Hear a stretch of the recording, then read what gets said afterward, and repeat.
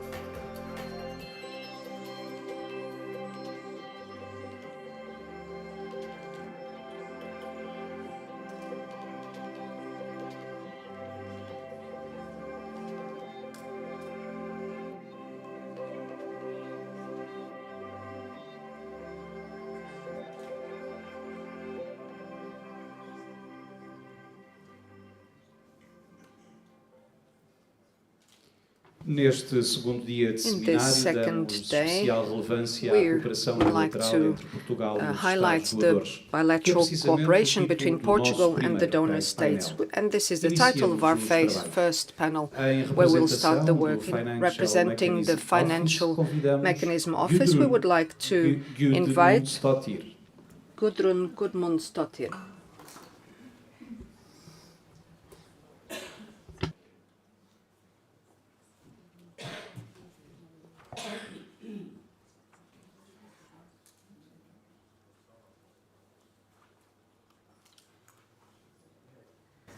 So good morning, everyone. It's a great pleasure to be here today in the beautiful Gulbenkian Foundation. I think it's one of my favorite places in the world. It's the most beautiful building.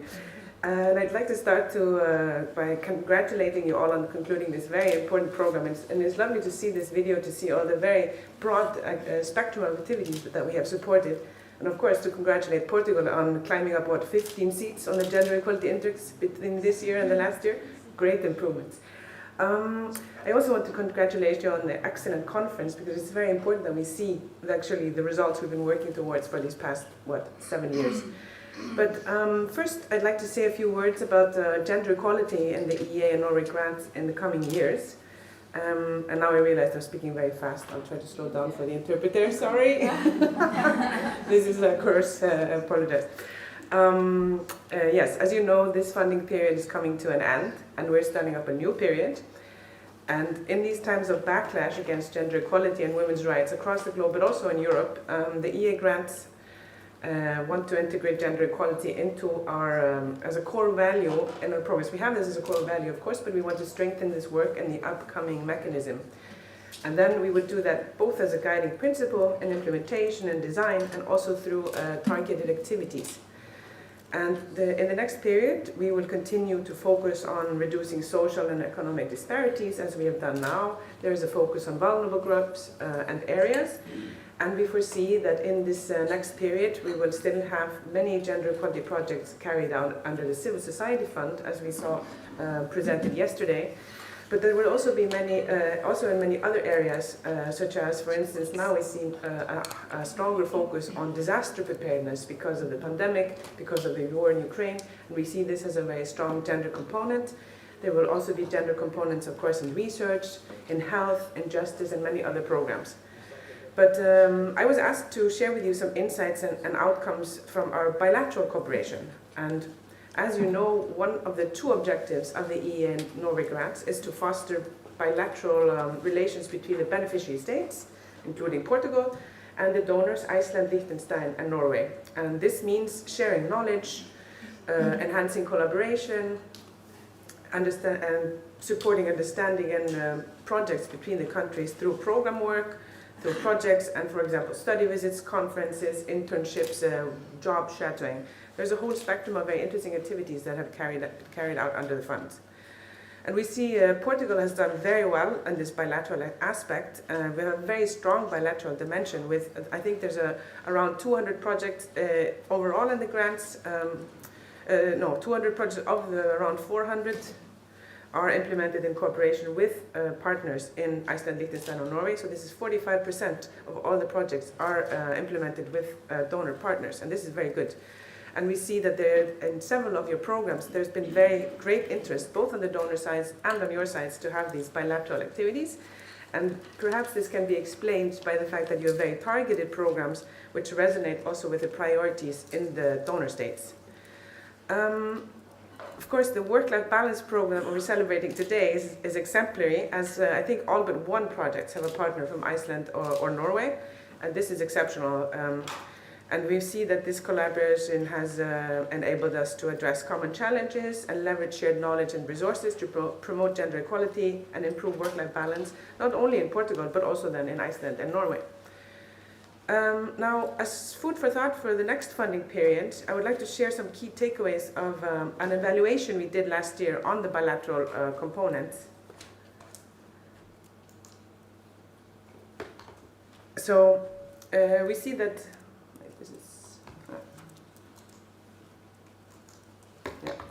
we see that our study showed that the bilateral dimension has been greatly valued by all the stakeholders we surveyed, and 76% of those project promoters that we spoke to found that the donor partnerships had given them great value in their projects. And this is, of course, extremely or especially relevant in areas where the donors, especially Iceland and Norway, are very strong, such as gender equality. So there's a clear win-win situation of working with, like Portugal, Iceland, and Norway, working on gender equality. But they see one of the challenges has been overall is finding the suitable partners. And there we have this support mechanism, which is through Taran and Thea, where we have organizations in Norway or Iceland that support you in finding the right partners. So here we have targeted matchmaking events and also just direct contact from the organizations in Iceland, Liechtenstein, or Norway to find a suitable partner for the envisaged projects. So this has been crucial in finding the correct partners. We also see that early involvement is very, very important, because you need to develop the projects together for the partnerships to be meaningful. And this means if you work from an early stage on designing joint projects, they are more interesting and mutually beneficial for all the partners. In some of the countries, we have actually made partnerships mandatory, and we see that this is a double-edged sword. We have had many partnerships, but sometimes they're not good enough, and they're more formal, and there maybe the involvement of the donor partners is not as optimal as we would have liked. So in the next period, or the coming period, we would like to focus on the quality of the partnerships, not necessarily the quantity. And we see also, and many of you are of course familiar with this, that we have these administrative hurdles that are very often a challenge. we are trying to simplify our regulatory framework to make the partnership setup easier. So for the next period, we, based on our experiences of this one and our study, we see that the bilateral cooperations are going well. Finding the partners is key, and we want to have better partnerships in the next period. So we will continue and encourage support for development of joint projects. We will support the donor partners in Iceland, Liechtenstein, and Norway to continue robust support to find partnerships and to identify suitable project partners to ensure meaningful and effective collaborations.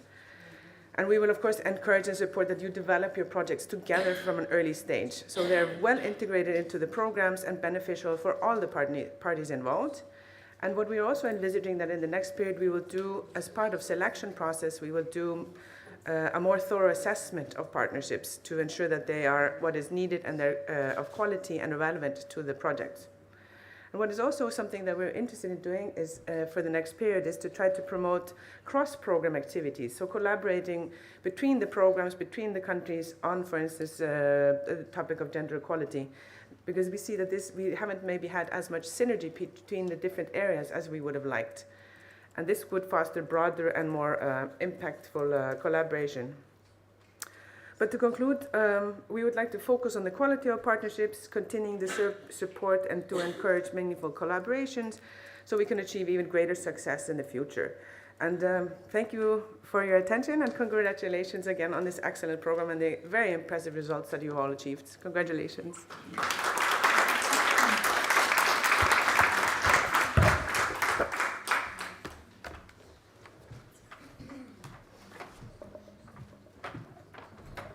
Em representação do Norwegian Equality and Anti-Discrimination Ombud, tem a palavra Taran Knudstad.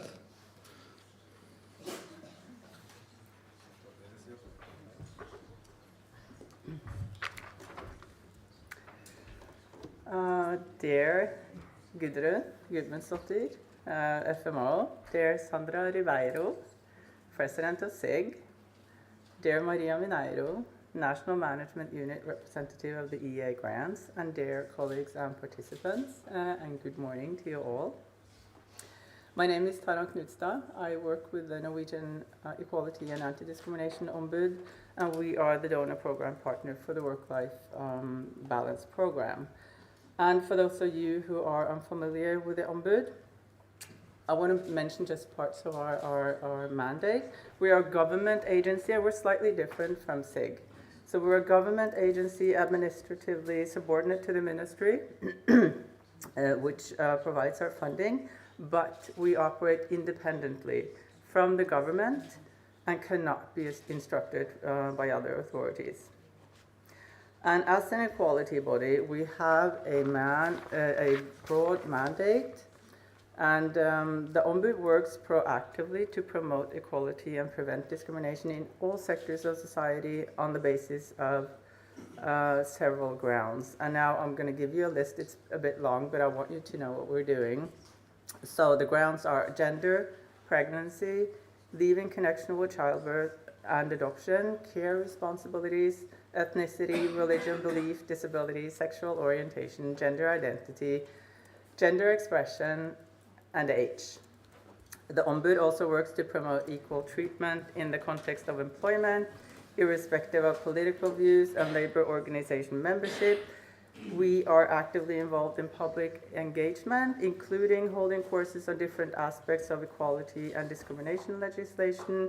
We interact with the parliament, and also, and this is predominantly what I do, we monitor whether Norway upholds its human rights obligations in accordance to 3 UN conventions. It's the Convention on the Elimination of All Forms of Discrimination of Women, CEDAW. It's the Convention on Racial Discrimination, CERD, and the Convention on Rights of Persons with Disabilities, CRPD. We report directly to the UN every 5 to 6 years on these various conventions. We also offer guidance free of charge to individuals, employers, and organizations, And if you believe that you have been discriminated against, you can receive advice and guidance from us. Organizations and employers may also contact us for guidance on how to prevent harassment and discrimination, and we can provide guidance on how to bring cases before our complaints body, which is called the tribunal. Am I doing okay? Yeah, okay. And last but not least, which is really important in this context, is that we work closely with civil society organizations. And we also work closely with other national and international stakeholders. I'm a bit ambivalent to this setting because in a way it's a celebratory occasion, but it's also a bit sad, I have to say. So I want to take this opportunity to express my appreciation for the cooperation with the Commission for Citizenship and Gender Equality. It is truly rewarding to work with such a competent group of people. Your dedication, creativity, and dare I say at times pure perseverance has been a true source of inspiration. It is important to be surrounded by nice people, both at work and elsewhere, and you guys have been a truly nice group of people to be around. So thank you for that. And hopefully we get to work together on new projects in the near future. I've been asked to say something about the benefits for the Ombud on bilateral cooperation in this program.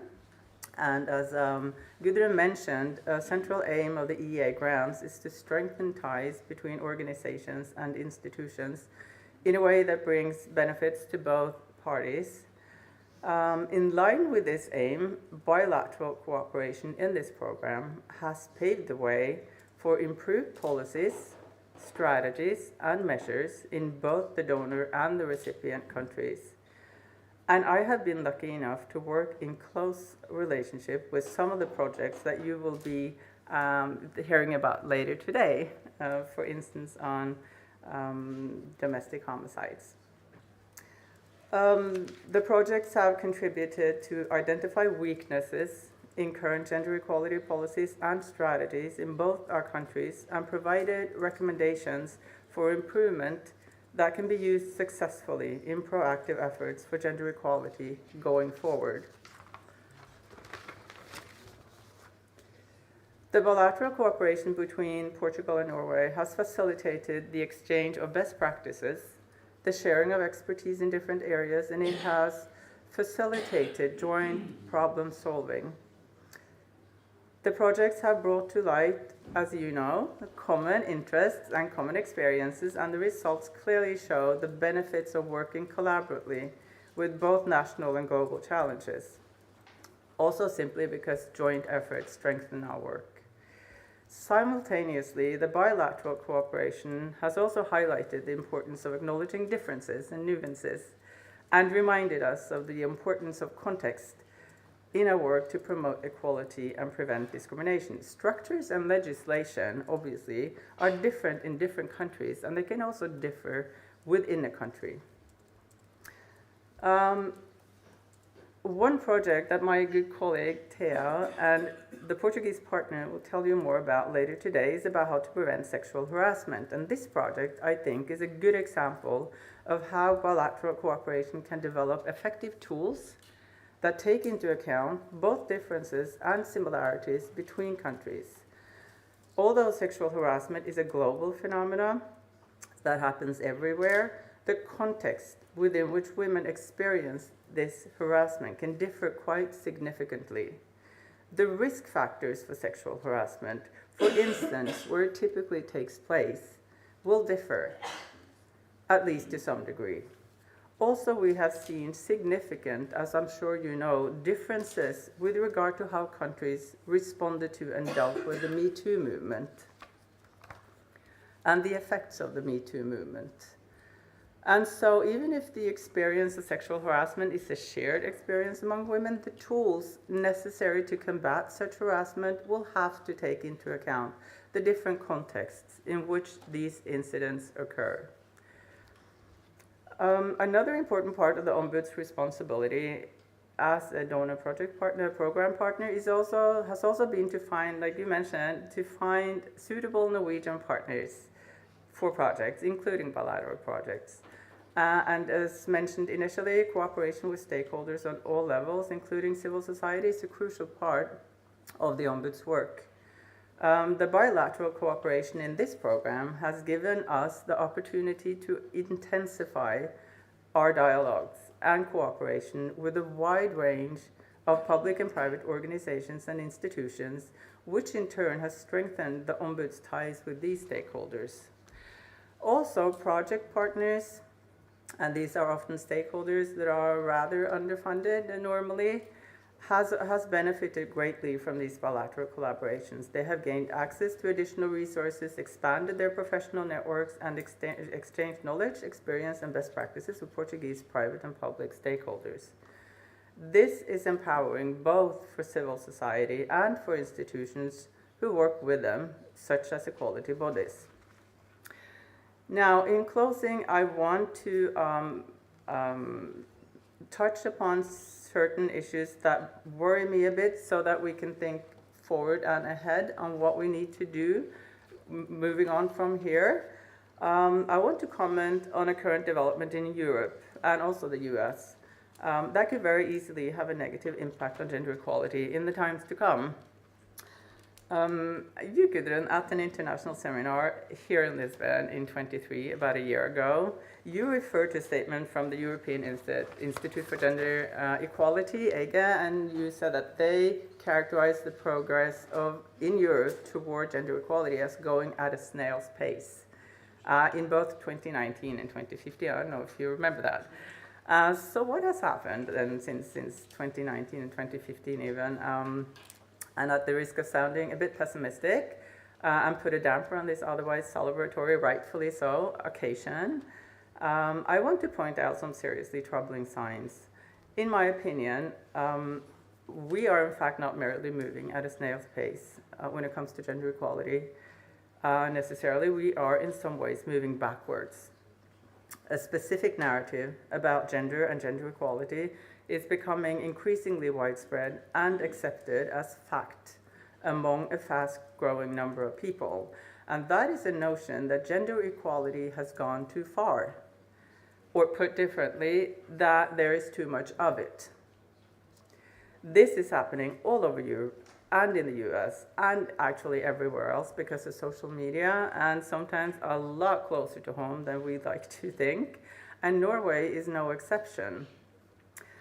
And, which is really important to remember, this is happening at the same time as another worrying development is taking place, one that, in my opinion, again, tends to be either ignored or downplayed, and that is the increase of gender-based violence, including sexual violence, technology-facilitated gender-based violence, and an overall commercialization of girls' and women's body. After the election in the US, I use that as an example of this trend. Online misogyny has exploded. Now, if you're a man, it is once again okay to say to women everywhere, your body, my choice, forever. According to The Economist, this message that was posted by the outspoken Trump supporter Nick Fuentes after Trump won the election has been seen over 90 million times and shared tens of thousands of times, and obviously has been given thumbs up, I don't know how many tens of thousands of even hundreds of thousands of times, which means that voices and opinions such as his, far from being marginalized or existing only in the margins of our society, resonate with a rapidly growing trend that sees equality and feminism as detrimental to society and as an imminent threat to masculinity and to the nation state. As you know, Norway is ranked one of the most gender equal countries in the world, and we see gender equality, I'm going to have to go a bit faster now, I'm sorry, as a shared value held by the majority of the population. The question is, how long will this hold true? I want to give you a quote from a Norwegian writer and journalist. This journalist became a national celebrity when he took it upon himself to be the Norwegian face of the American so-called pickup artist culture. I don't know how familiar you are with this. That was in the early 2000s, a culture that is a precursor to the present-day manosphere. As part of a public discussion about the decline in fertility in Western societies, or as he calls it, an impending demographic collapse, he offers some solutions to the problem. These include, and I quote, reduced equality, increased poverty, poor women are more dependent on men, deurbanization, polygamy, meaning men marrying more than one woman, not the other way around, a stronger patriarchy, and a ban on abortion and contraceptives.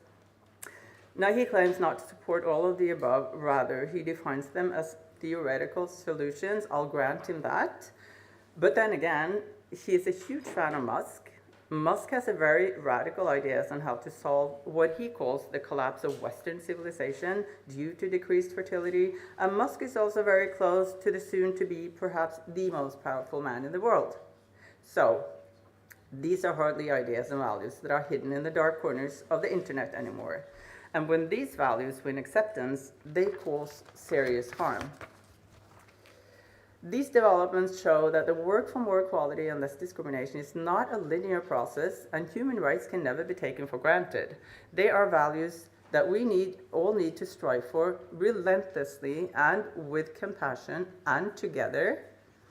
And because, of course, there is no such thing as too much equality, and there is no nation that has reached equality completely. So in times like these, it is crucial that we are cognizant of and outspoken about such global trends, which also show the importance and necessity of precisely bilateral cooperation and global cooperation in the field of gender equality. Collaborations such as the Work-Life Balance Program give us an opportunity to address specific challenges and threats to gender equality over time and across borders. And so, to end on a more upbeat note, and in the spirit of all the good people and all the amazing projects in this program, I want to congratulate all of us who in different ways have contributed to the highly successful fulfillment and completion of this program. Thank you so much for all the interesting interventions so far, and I look forward to the rest of the day. Thank you.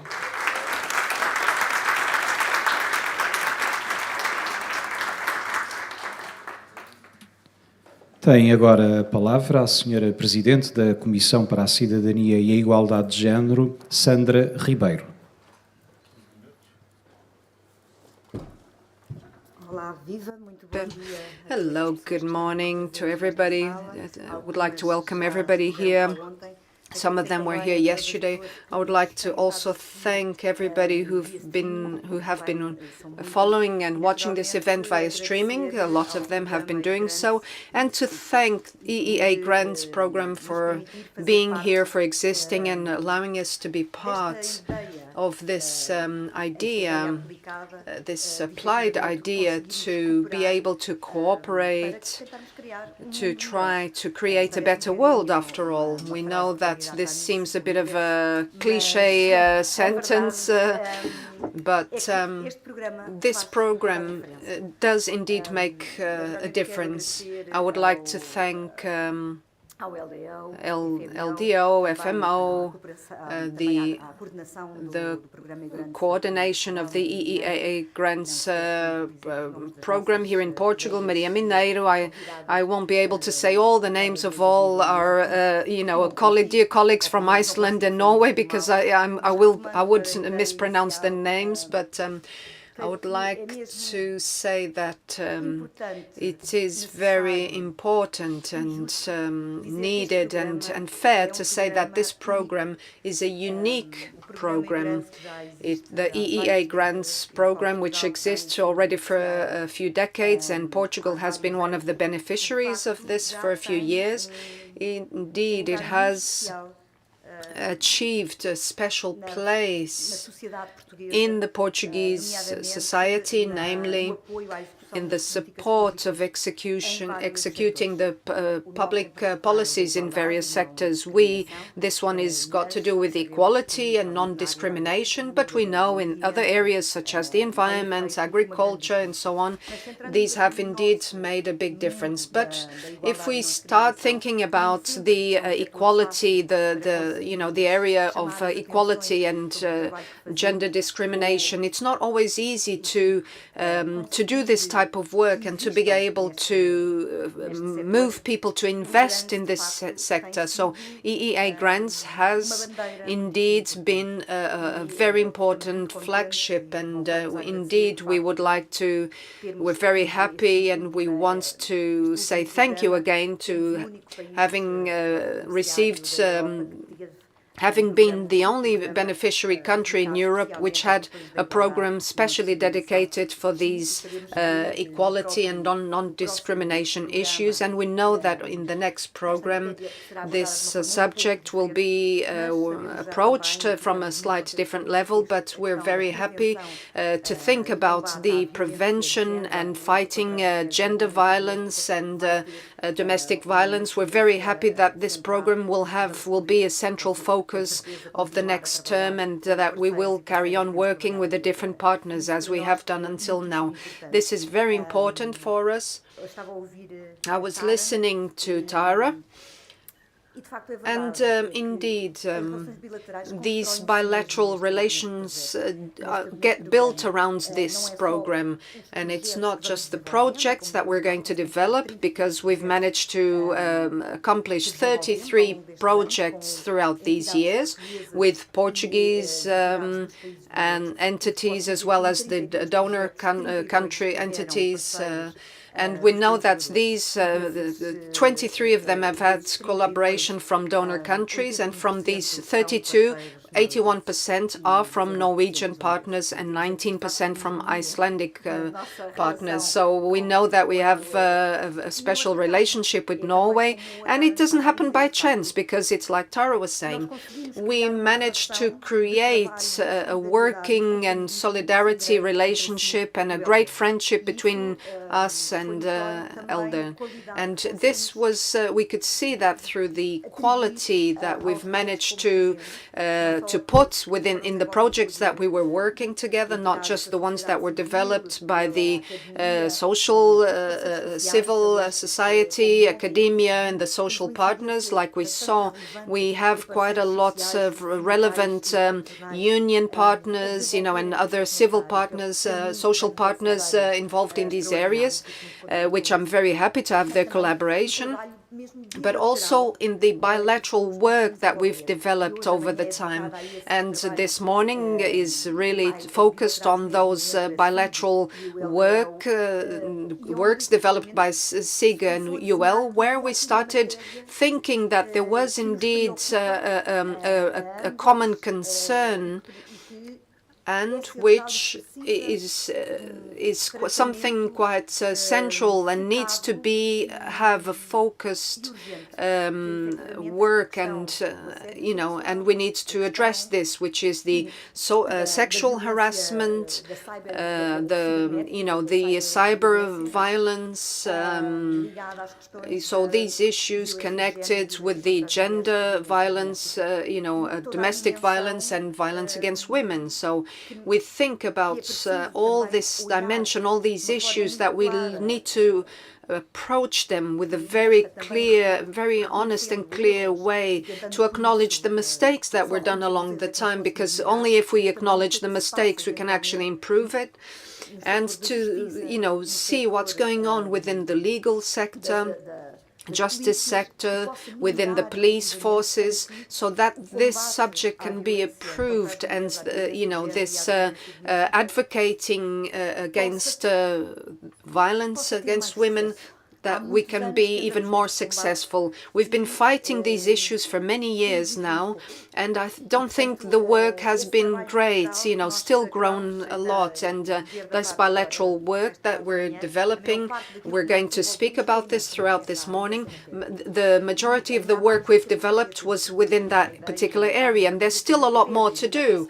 And we want to work on another area, which is a bilateral collaboration about the issues of pornography and the youth, young people, their relationship with violence, how they use pornography or how they view the issue of pornography, and how this can affect their perception about sexual issues and sexual lives, and how they look at women and just see them as sexual objects, and how they come about doing so in a violent way as well. So we need to think about these issues. We need to also connect this with the the phenomena of the social networks we have, and the access to networks and so on, and sub-networks that we know that do indeed, people can easily access pornography, and this, being able to easily access pornography through the internet, we know that this has become a great, large industry, and we know that many times a lot of things happen there, and a lot of when young people get exposed to this can change their lives in a negative way for when they become adults, and we want to work on these issues. And something that I feel quite connected about, and rather a little bit sad as well, because this is our last meeting within this program, our official meeting. This is our last official meeting. We're going to close this program, and we will carry on until April to develop other projects, like I said. But I'm quite sure that we will carry on working, whether with these ladies or others. But this work with Iceland and Norway will carry on, and to strengthen this joint efforts that we've developed and these bilateral relations, so that we can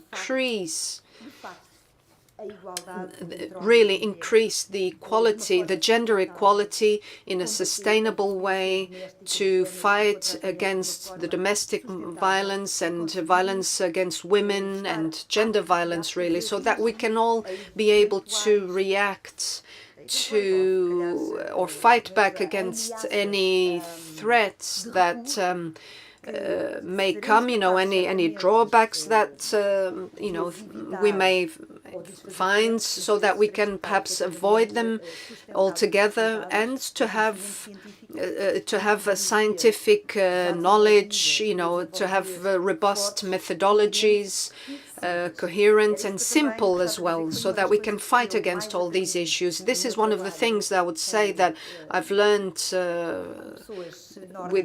when developing my work with the people from Northern Europe, when developing this EA grant, is to turn something complex into something quite simple, and to turn these methodologies in a very simple way, so that we avoid any extra issues or confusion. And because looking at Portugal, we're here in Portugal, we have a tendency to have a lot of red tape and try to do something quite elaborate, quite bureaucratic, that in practice actually it becomes rather less efficient.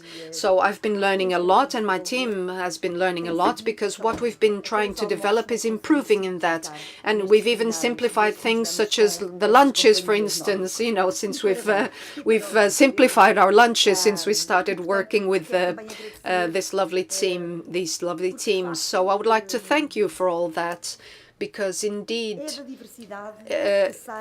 we know that only through diversity we can have innovation and we can have the best outcomes, to work with Norway, Iceland, and I'm sure that both Iceland and Norway, and not so much with Liechtenstein, but their work with with Portugal from Norway and Iceland, you have helped us to grow, to improve our work in this area.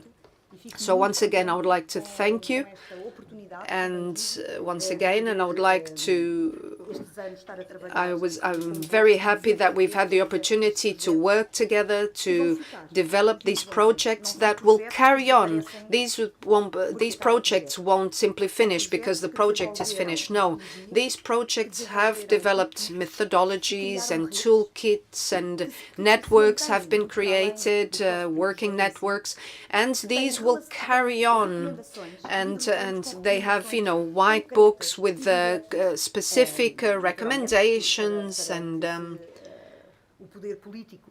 so that the politicians may be able to apply whatever they see fit. And this and just to finish off, we will have the opportunity to develop or to carry on developing certain projects that we've developed now since 2019 to 2024, which were like a remake or stage 2 of other projects that we had started working before, between 2005 or 2008, 2015. I'm not quite sure exactly of the dates, but the point is this has been an ongoing work that's been developed. So these are not simply projects that destroy themselves when they finish. No, these are seeds, and seeds that will indeed leave enough material to build on and to apply for the future. So I'm very happy. Even these bilateral sessions we've been undertaking, and we're going to have an interactive session during the morning where we're going to apply this quiz about the sexual harassment here in Portugal, which was an inspiration, which was adapted because we know that the context is different, but this was based on a quiz which is being applied in Norway and which is already a good practice. So these are things that will stay. It's concrete work that we can actually see, specific work that we can see, tangible, and which will allow us to carrying on this EEA grants collaboration. And I'm sure within the next 4 or 5 years, the relationship between Portugal, Norway, and I hope Liechtenstein, we will be able to develop and improve new projects as well, and we will be able to do so in a sustainable manner and to work in these issues. Thank you so much. Prosseguimos para o segundo painel intitulado Let's move on to the second panel under the name Examples of Bilateral Initiatives between Portugal and donor countries in the area of domestic and gender-based violence. And in order to talk to us about the retrospective analysis of homicides within domestic violence context, António Castanho, we would like to call Mr. António Castanho, who is a psychotherapist.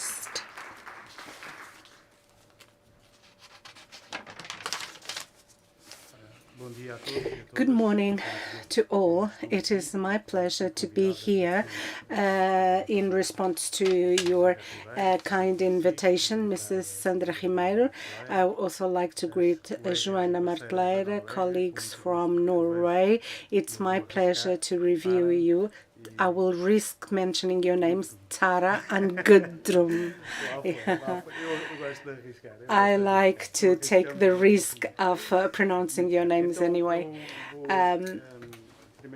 So first of all, let me talk to you about our Portuguese experience.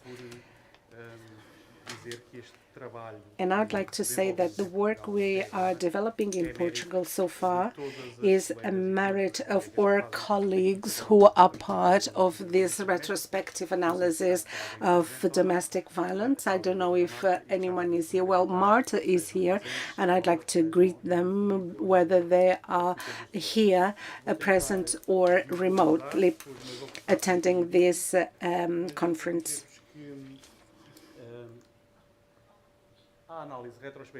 The retrospective analysis of domestic and gender violence is based on the law. And according to Article number 4, it says that public services in the field of home violence carry out a retrospective analysis of homicides perpetrated within the home violence, provided that they have already been judged or archived, with the purpose of drawing conclusions to allow the implementation of new preventive methodologies at the level of their procedures. All of this text means, on a simply language, and using the words of someone who has developed a remarkable work in the field.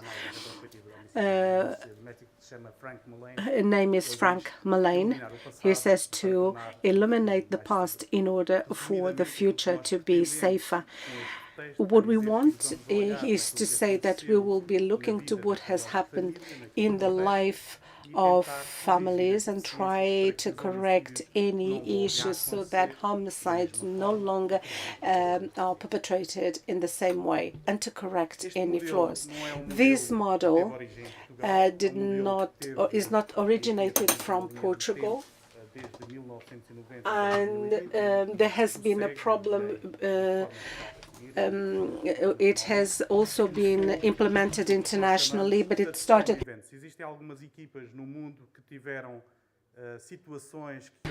And we've had a lot of situations that have brought about some inquiries and procedures in order to assess what has gone wrong.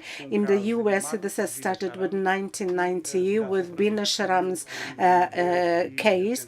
San Francisco City tried to analyze what went wrong.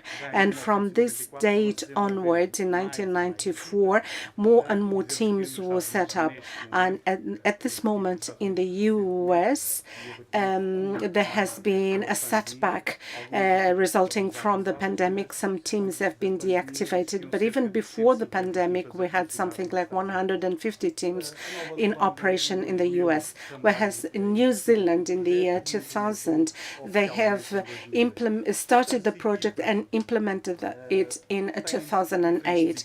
These teams have different designations. In the US, it's about domestic violence fatality reviews, and the UK, this was revealed under the title of domicile homicides. And the need to implement this model came from the tragic situation of a lady who was the sister of Frank Mullane, and she was assassinated together with her son, and the partner committed suicide. And this has deserved an analysis. In 2013, in Canada, in the state of Alberta, and it already existed in Ontario. So our retrospective study started to be implemented in the year 2017, and in 2015 it has been put into law the need to carry out this type of analysis. In 2020, in the UK and Northern Ireland, it's about to be implemented also in Scotland.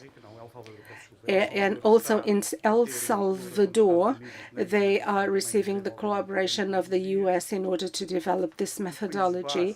And the Netherlands are also researching and studying the possibility of developing this situation. And our Norwegian partners who have been working with us have implemented it in September, I believe. And it is indeed in operation since last September. The first steps taken in Portugal are, for instance, the events which have triggered the need for this.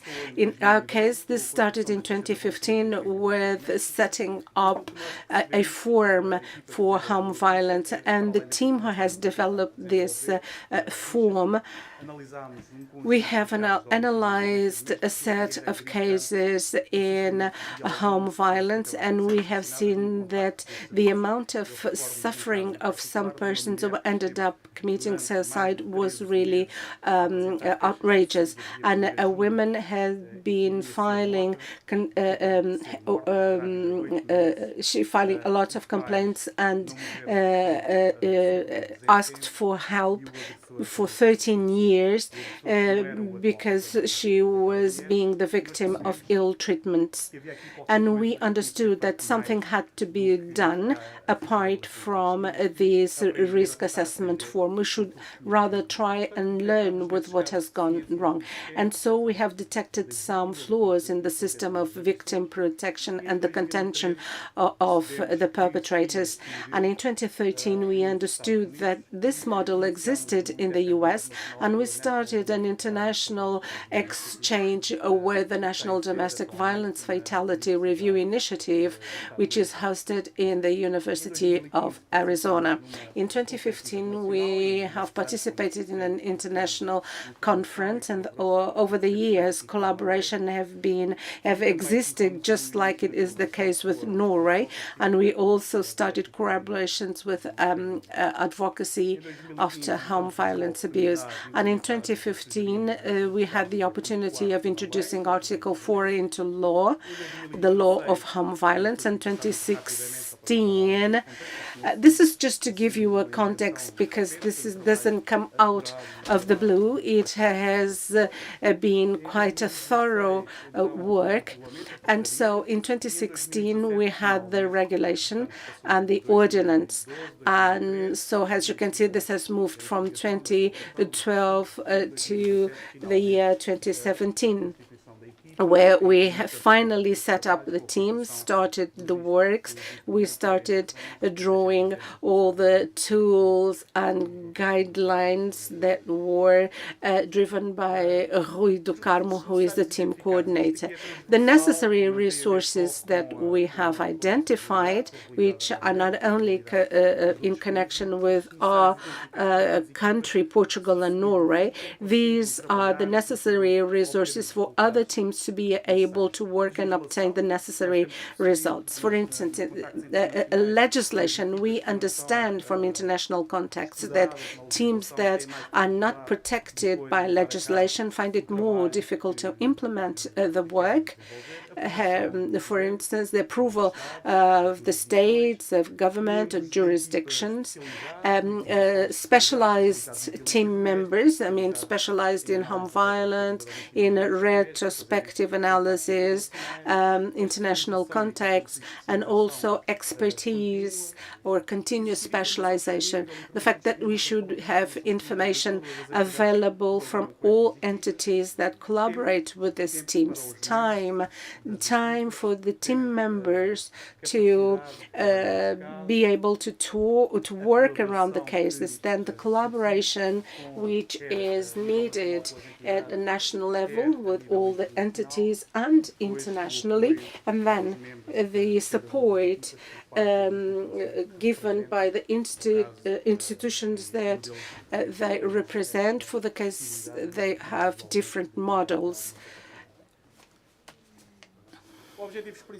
So the main goals, common ones, better knowledge of reality, the behavior patterns and the drivers of this phenomena, better, more efficient implementation of the instruments and mobilization of means, especially in the areas of prevention, protection, and support and repression, the promotion of a concerted action from all public sector businesses, private, cooperatives and social, and also the implementation of new preventive methodologies. We have produced a number of recommendations. We also, these recommendations that are directed to entities responsible in each area in order to correct any mistakes and overcome any insufficiency. We see that the basic principles is that recommendations can be applicable to the whole universe of persons who may come into contact with the protection system or protection to the victims of home violence.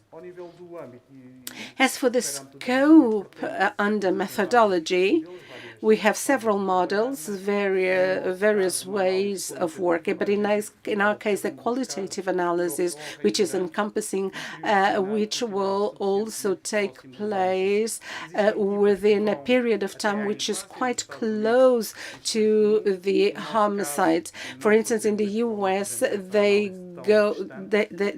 will analyze retrospectively touching the childhood whenever possible, or at least to try and understand the first contact they had with protection systems and entities who are part of this protection process.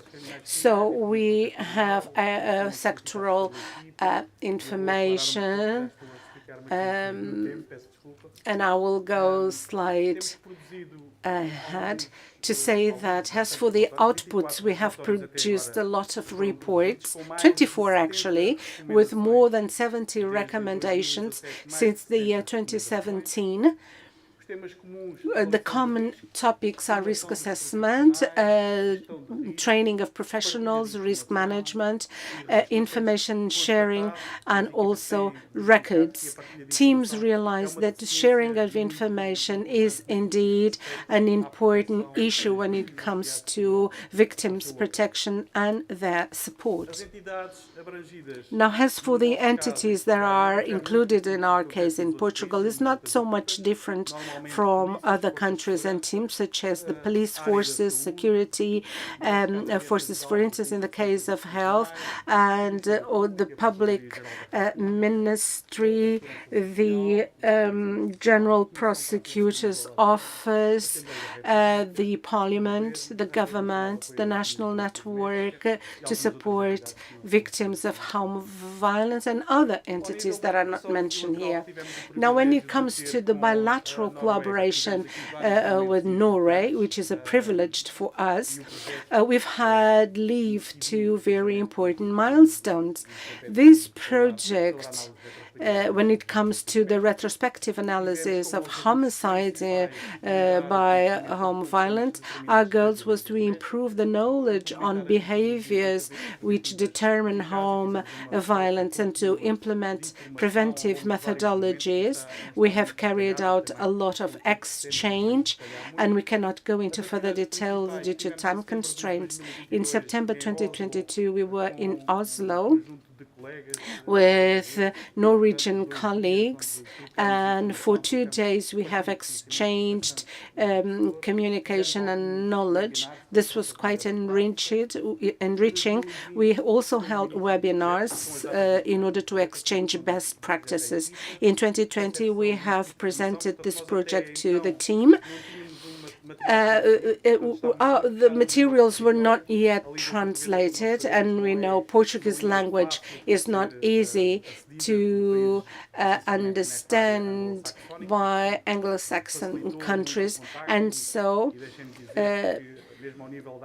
even when it comes to the analysis of our website, since the translation was done, the access of other teams and other countries has increased considerably, and a final webinar was made on international experiences. Now, as for the different countries, the review teams that have several names, They differ in terms of number and the cases under analysis, as well as the methodologies used. But the golden key is to analyze according to the capacities of each team. Each team has its own timing, and it's important to avoid being too scientific. These teams do not analyze all deaths. A selection is made in accordance with the reality of the team. And it is also important to say that it's important to have members who are specialized in this type of violence in order for the work to be done. And in conclusion, I would like to share with you that all the team of the Portuguese team work has been assessed by independent team of the University of Minho, and here are the conclusions. We need to state and to disseminate the mission of our team, that there have been very specific improvements in our system through the recommendations offered by the team, and that the team for retrospective analysis is visible in the sector of home violence, and has a suggestion we would like to enlarge and streamline the composition of our team, and also to streamline our instruments and develop new mechanisms by promoting communication and efficient interinstitutional articulation. And right to the end, we conclude that the mission is notorious, relevant, and something we can't do without. Thank you very much.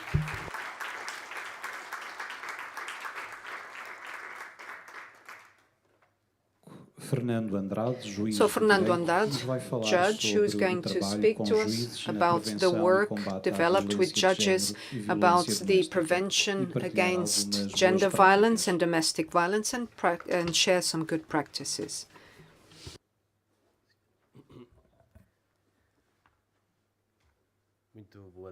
Hello, good morning. It's a pleasure to be here. I came in a little bit later because it had already started, but I still think it's great to see such an interesting initiative, and to thank for the invitation from the SIG, and to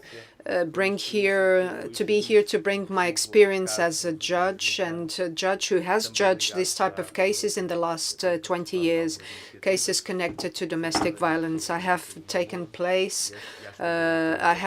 part in certain initiatives like violence during courtship, and I think this is an important issue that needs to be addressed.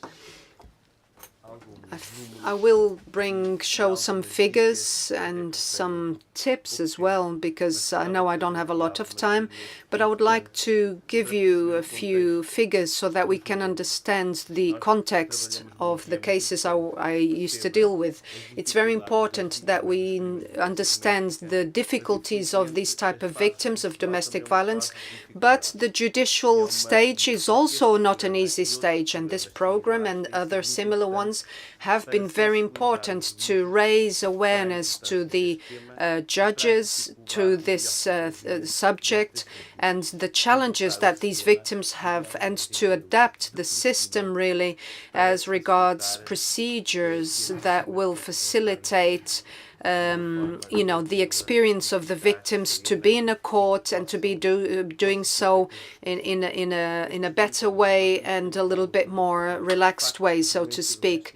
These figures show that the domestic violence does have it's a real significant issue in Portugal. We have data here from issues that happened in 2023. We have over 30,000 cases in 2024, over 23 million cases, and a lot of trials. The number of trials in 2022, over 3,300, and in 23, over 3,400 trials.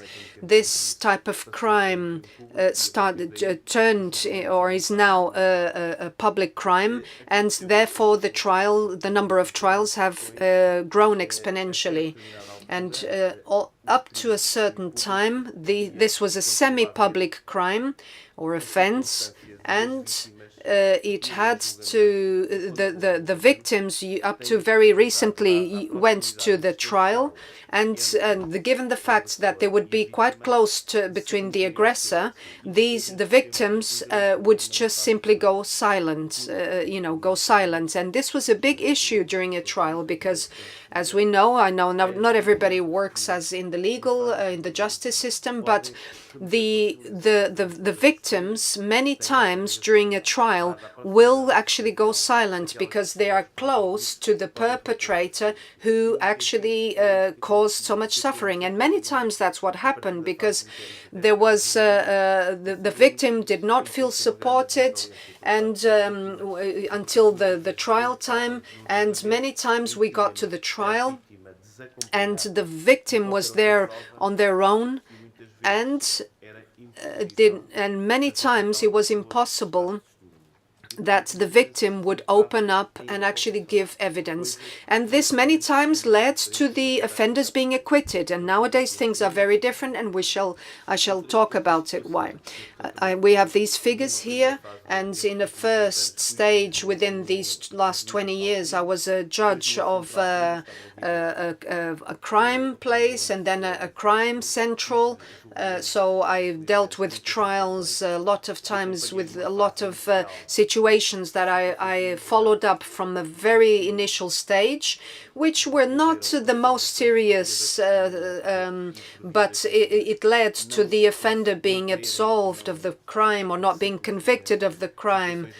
And so these were not so serious issues where the offender was found not guilty, and these escalated into very serious situations, and it led to homicides, of the victim and so on and so forth. At this time, we have the preventive prison, so the prison pre-trial detention has grown. This number has grown exponentially, and at the moment we have around 12,000 offenders in prison, and 1,027 of those are on a prison sentence, are having an effective prison sentence for domestic violence. And we have to add that number to that 342 people who are on pre-trial detention. So we have a lot of people who are in pre-trial or who are in prison due to domestic violence. And one thing we have to mention, one thing that had quite an important evolution was that usually these type of crimes in an initial less serious stage, they used to get a lot of suspended prison sentences, and this actually was not clearly valued in Portugal, because if the person does not have a very robust plan to be inserted back into the community, this leads to other behavior from the offender to commit another crime again. So these suspended prison sentences led then to the offender committing another crime and indeed going into prison. So this is quite an impressive number.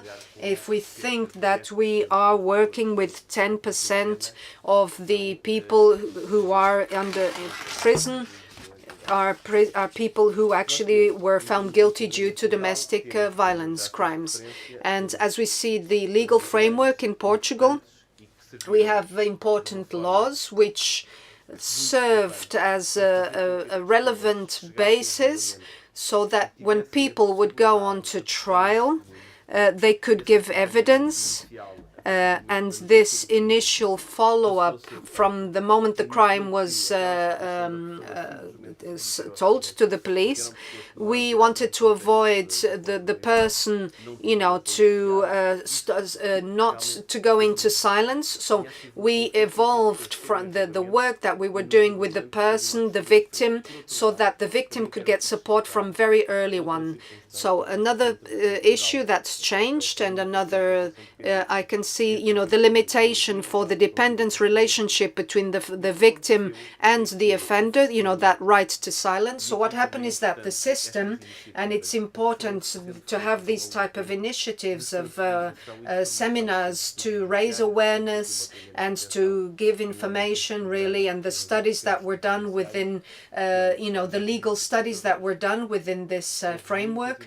A lot of initiatives were done to raise awareness to the judges for the future cases, and the statements for future memory is got to do when a victim of domestic violence comes to a police force, or they have the possibility to give evidence or to make a statement which will be used if the case goes on to trial. So these statements who are made for the future memory normally is an anticipated evidence which will be used on the next stage.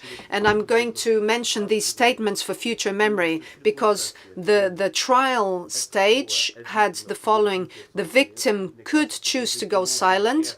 So when there was not when the victim was not taken away or the offender was not separated from the victim. So many times there were cases where it carried on and they could not, the offender used to get a suspended prison sentence, and then things escalated and it led to serious cases where homicide happened, and so on and so forth. So these statements for future memory that were made, and we had this awareness work was done, allows a series of advantages. One of them is to protect the victim, so it avoids that the victim will suffer new attacks during the judicial case, so that these cases or these memories will not be repeated during the trial. So this requires some awareness and some logistics, because if this is an anticipation, it's an evidence that will be used later on, that we need to have some contradictory possibility in an initial stage, and the CPS needs to think that if the prosecutor needs to think that the person doesn't want to go over these same statements again. So we cannot have these statements for a future memory that will then be different from what the offender is being accused of. So if the person then has a different story from the initial story, this will cause that exceptionally this will lead for the person to have to avoid to repeating the whole story really, and the whole the trauma that she went through. Then we have the preservation of the evidence, of course. If we are before a situation where it's the victim is close to it was shortly after the aggression, the person will be able to recall the facts more clearly. Then, if the person speaks a long, if it went a long time ago, it's going to be difficult for the victim to give the details.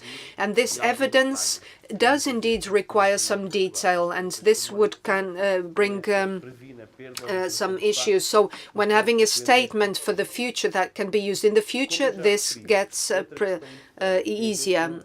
And this point number 3 has got to do with the exceptionality. So these statements, new statements given in the trial, during the trial, should be something exceptional. And that's why we wanted to raise awareness with the judges, because many times when during the trial the person gave an adversarial procedure and gave different evidence, and we wanted to avoid calling the victim again to give a witness, so to the stand. So the trials have been trying to use these statements for future memory to avoid calling the victim again, because usually some time has elapsed as well, and then the victim is going to end up giving some contradictory evidence.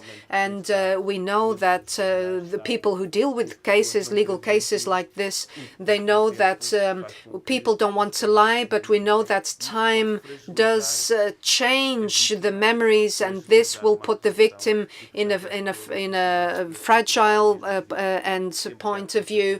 And you know, we want, if we can use these statements for future memory, it will avoid these kind of cases.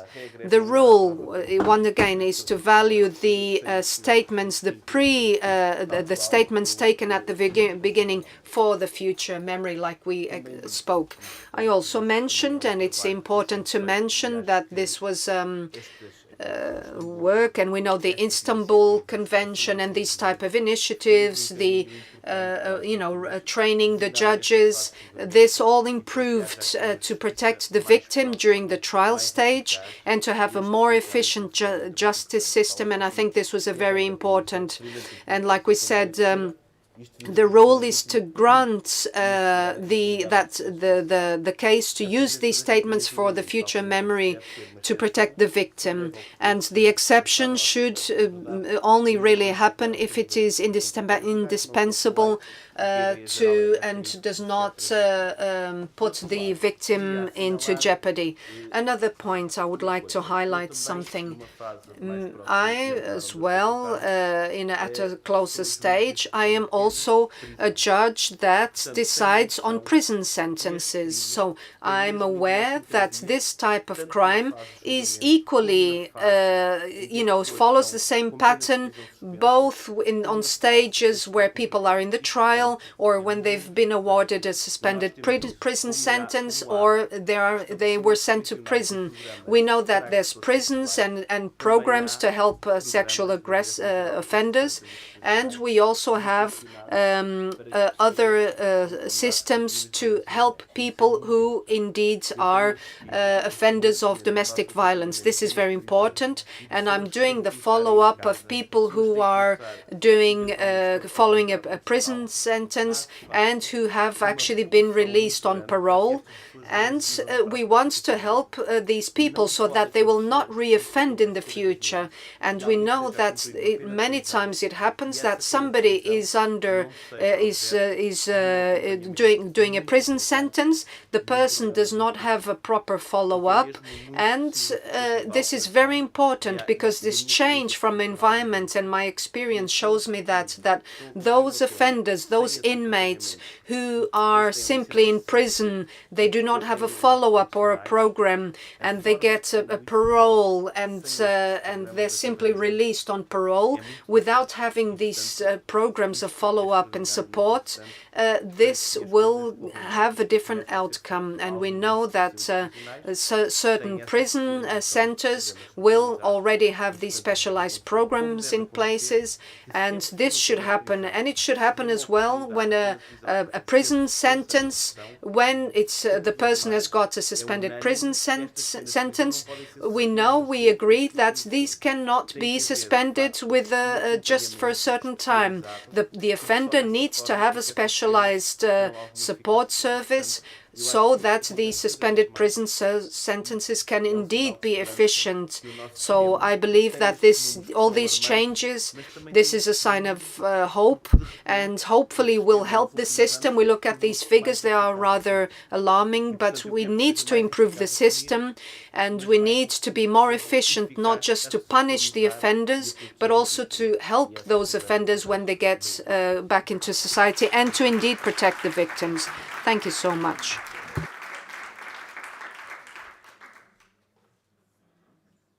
Convosco para a segunda e última parte do nosso seminário. So we're here for you for the second and last part of our seminar.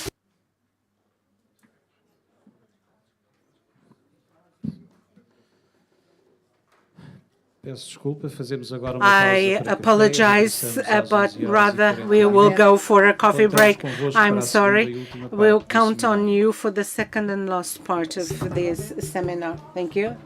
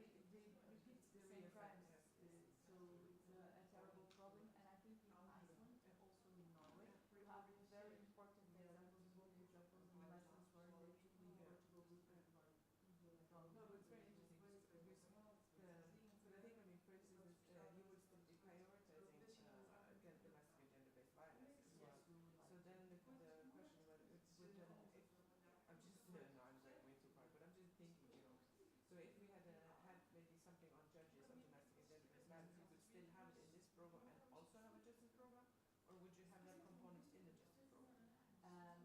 It would be important, according to the government, to have this autonomous justice program because we would go further. No, you would have that, and then Yeah. you would have a gender equality program. Yes. But where would you put it? Would you put a domestic violence with justice or in the gender equality It one? could be gender equality. Yeah, okay. Of course, we are very happy with the internal articulation. Yeah. The government is very easy for us. Especially because the government members they are now one building. Okay. So it's very easy because when I have meetings with them and with the Secretary of State, we can do everything in the same building and we accommodate all the information and they can share and they can exchange information. So as soon as we have green light in January to go further with these areas, for example, we would send you a paper with more robust information explaining in detail how things could work internally. We just didn't want to give everything and then... No, but I'm thinking also from my side in the sense that we have the LDO, which I then would assume would continue to be the partner. I would assume, I have no clue. But then the question is, because generally, well not generally, in our programs where we have had more judicial domestic and gender-based components, it has often been another donor program partner. But then they could, I think LDO could still be the DPP, but then they bring in the expertise of these guys, if it is in the gender program. But then I think it's the Ministry of Justice in Norway that is generally in the justice program. Yes. Okay, well, I'm just But contemplating. it could, for example, in blue roads we have 4 DPPs. Yeah, I'm not saying that we should have 4. No, exactly, But we could have 2 for different types of We could have a DPP light as well. light. We call it DPP light when they do smaller components. Okay. Yeah. So we have this, for instance, we have the DPP light and culture. With a culture component in a local development program. So they came and they did, but I don't know if it's, but maybe maybe you wouldn't need 2 DPPs on that. It depends on the size of the project, I would assume, or like the activities in this justice and domestic agenda studies. Okay, yeah. But Interesting. Yeah. The Ministry of Foreign Affairs in Norway, Toril, she said that they are going to read in detail the paper. And because we already asked them if we can have a meeting in January, a formal kickoff meeting, and we would be happy to have them in Lisbon. Probably if we have that meeting in January, we could have the different program areas explaining to the donors the ideas. Of course, we would send some papers, specific papers for each area, but we could have that exercise done in that kickoff meeting. And then we could adjust and do the exercise to combine the best DPP, the areas, and so on.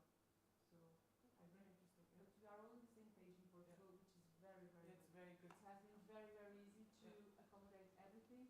And so for the negotiations, each time we ask something, we receive everything in with the deadlines. But that's great. But it's also it's very interesting how important it's also about physical spaces. The fact that you're in the same building really They are helps. all in the same building, the government, so it's easy to combine their information. And we are going to have a meeting on the 13th of December. It's our committee meeting. It's a meeting that we have with the Portuguese stakeholders from the Iran. We keep on having those meetings.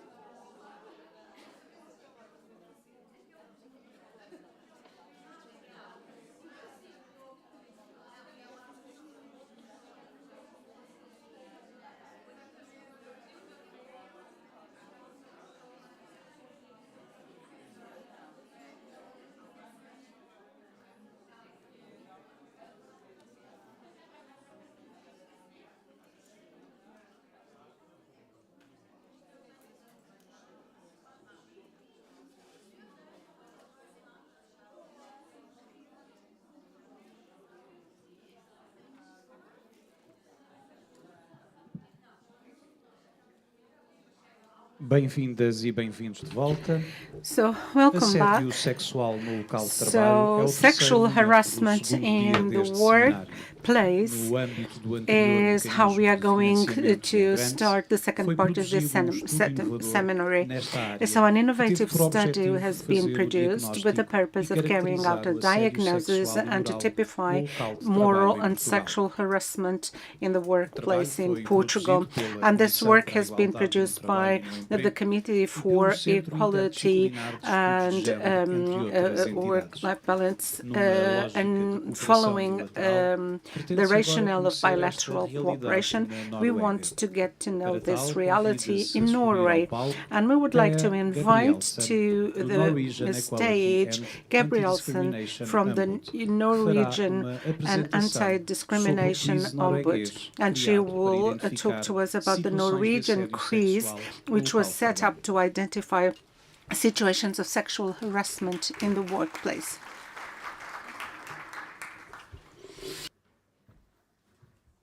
Okay, thank you for inviting me to present the Norwegian tool and for your interest in developing your own version. My name is Thea.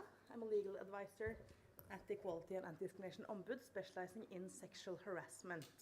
And I will present the campaign and the quiz tool that we have called Draw the Line.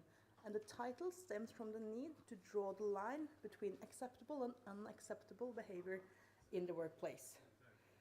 So let's start, if not at the very beginning, so at least back in 2017, when the Me Too movement showed just how common of a human and how very common of a female experience sexual harassment really is. And even though we have a good legal regulation of the responsibilities regarding sexual harassment, there's still a mismatch between the perceived shame of the victims and the actual legal responsibilities. So a lot of people never notify their employer. They never talk to anybody, not even their friends or coworkers, when they experience something that's clearly out of line. And then the Me Too movement brought with it a lot of industry-specific calls to action as well. And in the serving industry, they had the hashtag not on the menu, referring to the servers themselves. So a little bit of background information. In the Norwegian working life is characterized by a lot of orderliness and good working conditions. And we have traditionally strong workers' unions and a good cooperation between the authorities, the employers' association, and the unions. So we have these three-party agreements, or in the labor setting, a Nordic model in the working life. But some industries still have sector-specific challenges. And some of these three-party programs are trying to better conditions in certain sectors. And in the nightlife industry, and nightlife here meaning both restaurants, bars, and also hotels, sexual harassment is one of the biggest health and safety threats for the workers' conditions. And what's special about the industry is that the sexual harassment doesn't come from coworkers or bosses, it comes from the customers. It comes from the people that you have to serve to make a livelihood. The parties down here are the workers' unions, the employers' association, and the Norwegian Labour Inspection Authority that made a tri-party program, and then they invited the Ombud, the Equality and Anti-Discrimination Ombud, on board as an expert on sexual harassment to combat this in the business at a joint initiative from the workers and the employers.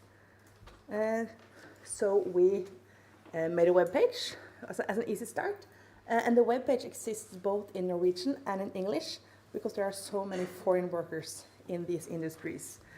And the webpage describes what sexual harassment is. It gives you information about where you can get help. As Taran said, we have free legal advice from the Ombud. And then we agreed on 6 easy steps to combat sexual harassment. Because many of the employers starts at zero. They start at scratch when they are trying to work against this. So we have risk assessments, we have codes of conduct, we have standard operating procedures because the employees has to know what they can expect to happen if they notify their employer about sexual harassment. We have a step about consequences. What are the employer law consequences if a colleague harasses another colleague? What are the consequences you can use if the harassment comes from a customer? And then we have a step on clarifying the management's responsibilities. And then we have the last step, or if you turn around, the first step to talk about sexual harassment. Because if you don't have a common framework, if you don't have a common understanding of the terms, if you don't share the expectations on how your manager is going to handle these cases, it gets very hard to do something about it. And it's very uncomfortable to talk about sexual harassment. I believe anybody understands why. Right now we are in the high season of sexual harassment, especially in Norway. We have the Christmas table season. A lot of people are drinking weird traditional alcohol for the first time since last year and getting drunk with their coworkers and crossing boundaries, right? So this is the high season also for the demand for this quiz and these tools. Because the tool we made to facilitate the talks about sexual harassment is an online quiz. Because if you are not the one coming up with the uncomfortable questions, it's easier to present them to your staff and your workers. So we made a quiz, and you can log on to the quiz. Now I just have brought screenshots, so my part is not interactive. And the facilitator creates like a quiz room, and everybody logs in on their own devices. And when you get the questions,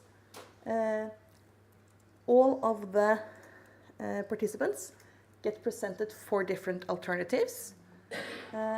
And when they answer, you get the percentages up anonymously on screen. So you can do this in a staff meeting, for example, at your workplace. Now my quiz just says 0 because I've done it alone. But you can see how your staff answers different scenarios, and it's anonymously. But you can see, oh, do we agree or not on this? And then every question is followed up by a more open discussion question,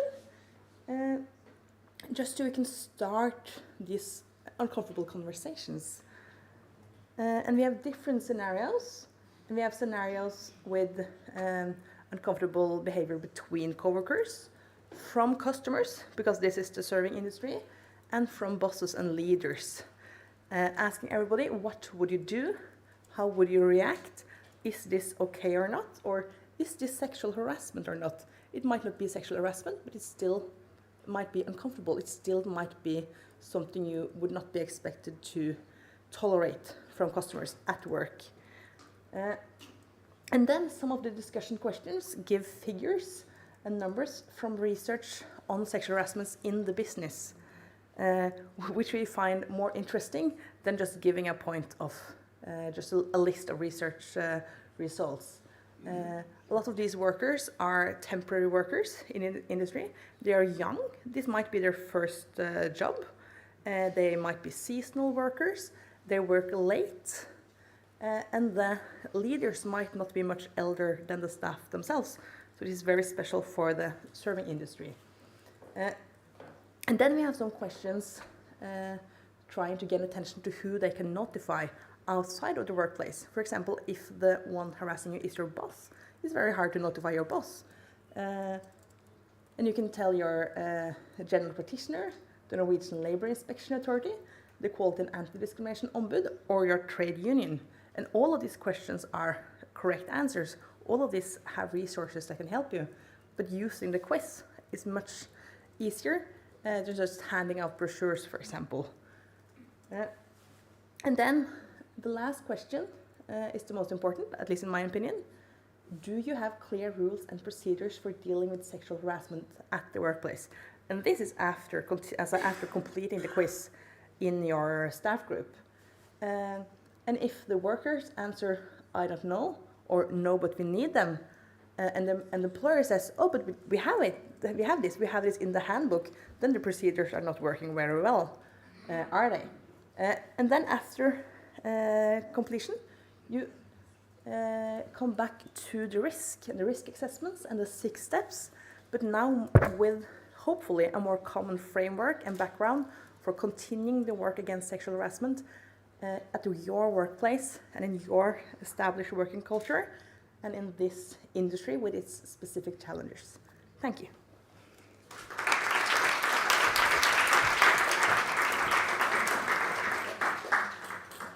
Depois desta introdução ao quiz norueguês, convidamos-vos a testar em primeira mão a versão portuguesa adaptada, com Joana Marteleira, coordenadora do Programa Conciliação e Igualdade de Género, e Catarina Lopes, técnica do programa. Bom dia a todos e a todas. Muito obrigada por estarem aqui, ainda nesta sala cheia, num segundo dia. E também a quem nos acompanha lá em casa. Nós vimos falar aqui de um problema social grave, que é o assédio sexual no local de trabalho, mas de uma forma também dinâmica e interativa e mostrando aquilo que é a verdadeira cooperação com a Noruega, neste caso, adaptando um instrumento de trabalho que foi criado na Noruega, utilizado na Noruega, para a realidade portuguesa. É um problema social que tem um forte impacto na saúde física e mental das vítimas. Também o temos visto no contexto português nos últimos tempos e em Portugal, segundo os dados da Eurofound, os índices de assédio continuam acima da média europeia.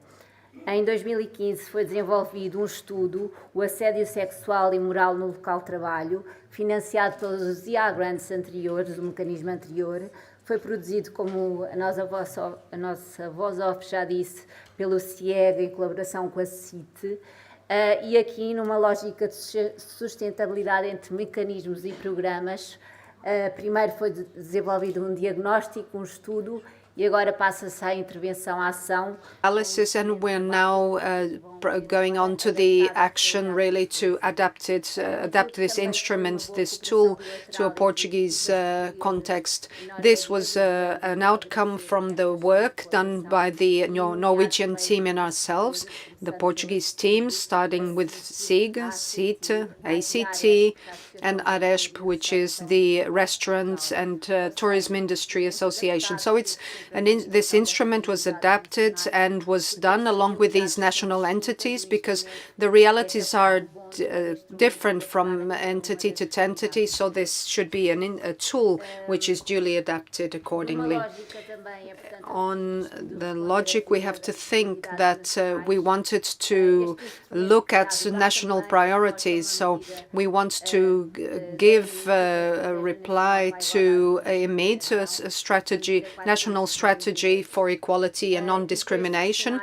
And with this quiz that we're going to test out and ask for your cooperation, if you can please use your mobile phones or your computer at home, for the ones listening to us at home, and scan the QR code. The Portuguese quiz is going to be launched today.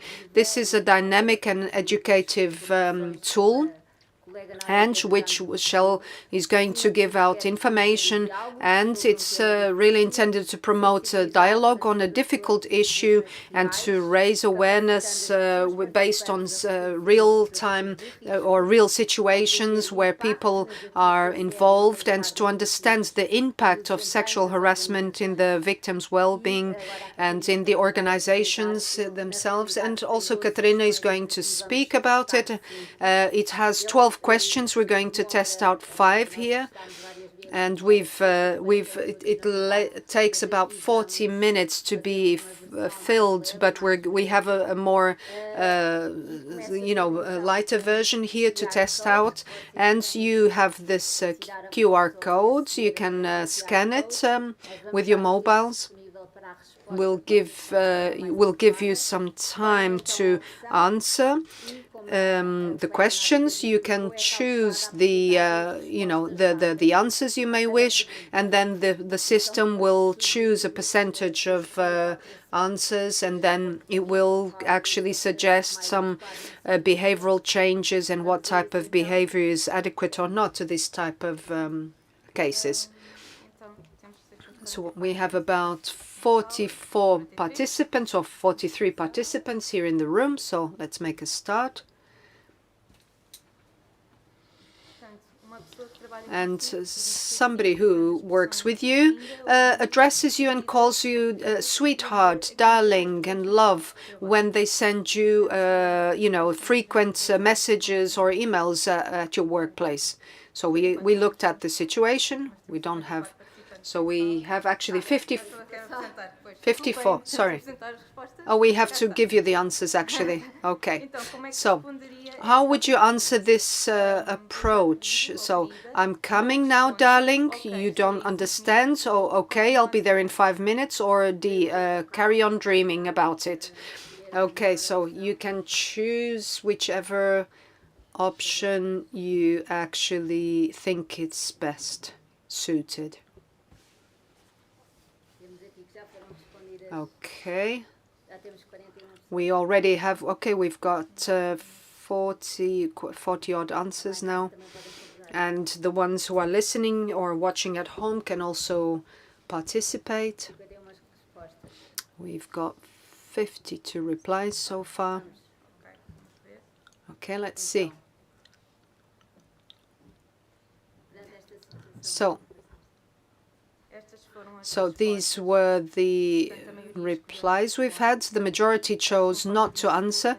And like I said as well, we usually have topics for discussion. So there's a lot of gray areas as regards this issue, but there's certain limits that should not be overcome, really, or gone over. So how can you establish these limits? These can be made by group works, really, and somebody should there should be a moderator, and then you can actually establish the biases, in the groups, or that what people normally choose. So your head of department presents you to, or your boss presents you to somebody new in the workplace, and it says that you are the sexiest person there. What would be your reaction? You would laugh about it? You ignore it? You would say that this is not a correct remark, or you would thank the comment?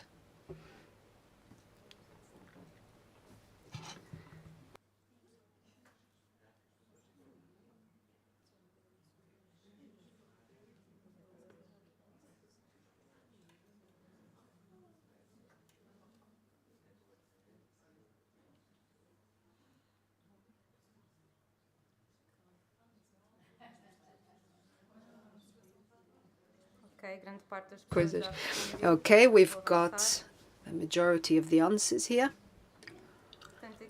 Okay, so we can see the answers that were divided between ignoring the comment, or saying that that comment is not adequate.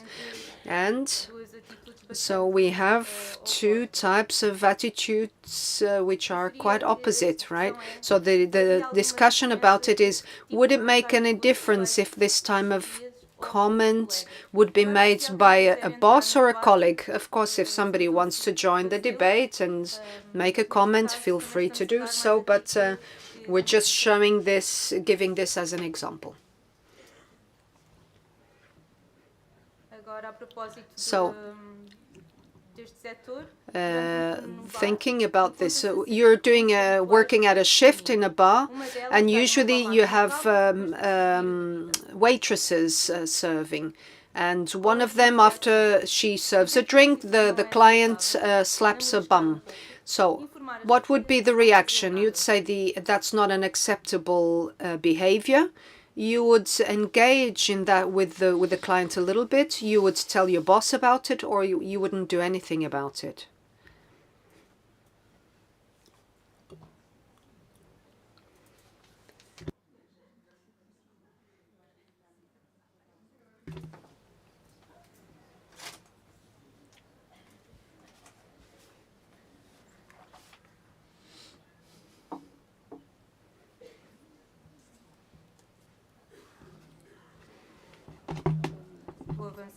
Okay, let's carry on. We still have 4 to go.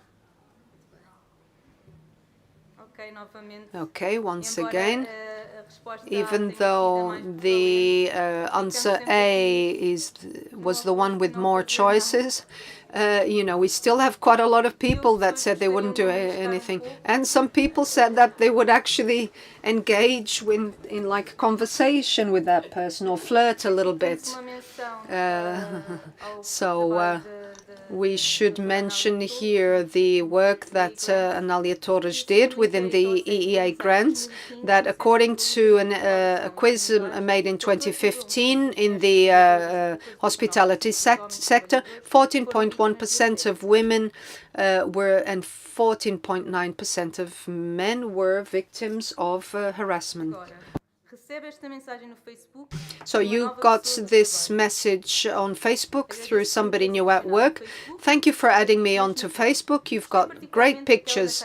I really enjoyed that picture in Thailand. Was that when you were on holiday there in the summer? You've got a great body. How would you answer? You wouldn't answer? We are work colleagues. This is not acceptable.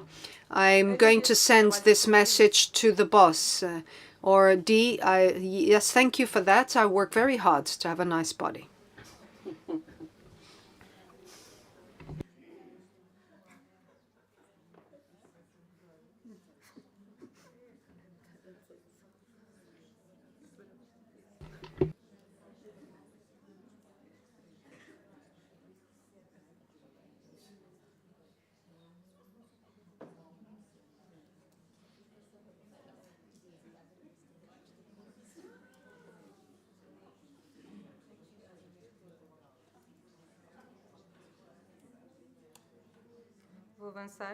Okay, let's carry on. Oh, let's see the answers now. So the majority would simply choose to ignore it, not say anything about it. Some would say, D, thank you. Yes, I work very hard to do so.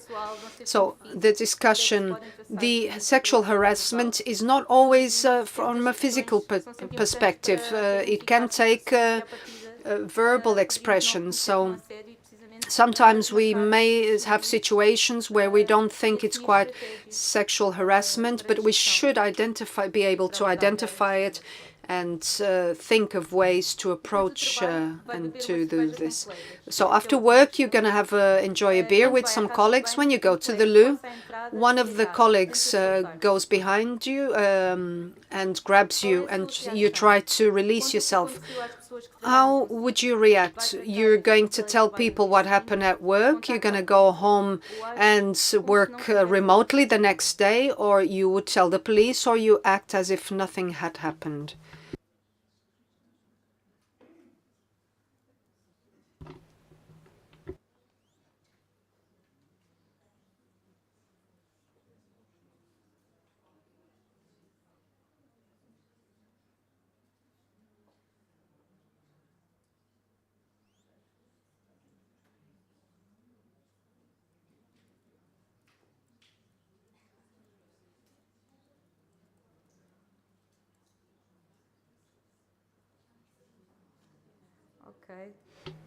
Okay, so we're going to see. So we can see what we would expect a little bit with this type of quiz, which is that people will talk about them so that they can really discuss these issues and establish certain limits as well. And if your answer, would your answer be the same? If a colleague of yours would go through the same thing, would you ask their opinion? Okay, so this quiz has been now tested. Thank you.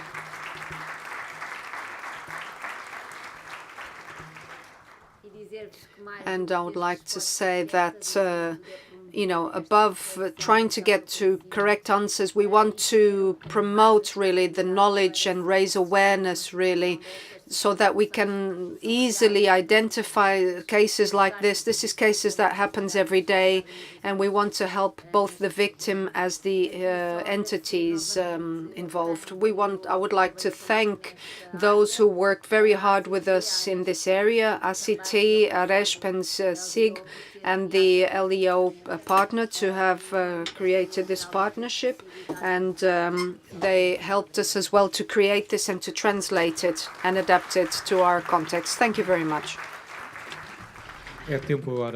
We would like to now reflect about the organization of the work, time taken by work.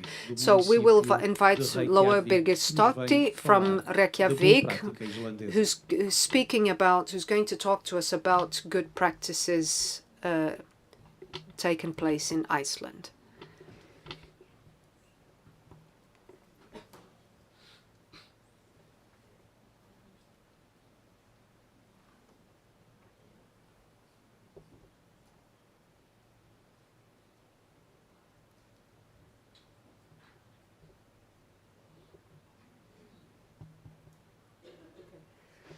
Good morning, everybody.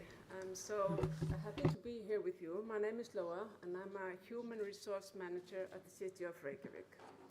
I would like to start to thank you for the invitation. It's an honor to be here with you today. I'm also very grateful to have the opportunity to hear about all these great projects you've been working on, and also to have the opportunity to reflect on our experience in Iceland about shortening of the working week. I first started thinking about work week around 25 years ago when I was a master's student in psychology in Denmark. So it's been a couple of years that I've been looking into working hours and its effect on health and well-being. Let's see here, sorry. So I will start with a little bit about the journey to a shorter work week in Iceland. It's all started with a pilot project at the city of Reykjavik around 10 years ago. The pilot project on a shorter work week was initiated with the aim of examining its effects on employees, productivity, and efficiency in the workplaces and quality of life. The goal of the project was to evaluate whether a shorter work week could lead to a better work-life balance, as well as to reduce stress and increase employee satisfaction.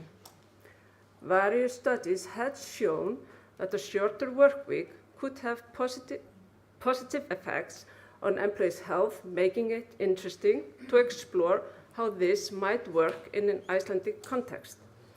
Icelandic authorities and trade unions have also been at the forefront of discussions about working conditions and labor issues, and the project was a part of an effort to test new methods to improve living standards and working conditions. The shortening of the work week is considered one of the biggest changes in working hours in Iceland in the last 50 years. This project has attracted both domestically and internationally attention, and there has been discussions about its effect on health, quality of life, and employee productivity. The trials with a shorter work week at the city of Reykjavik and later at the national level have led more companies and institutions in the country to consider implementing similar methods. This is a part of a broader discussion about working conditions and the balance between work and personal life, which has been prominent in Icelandic labor issues.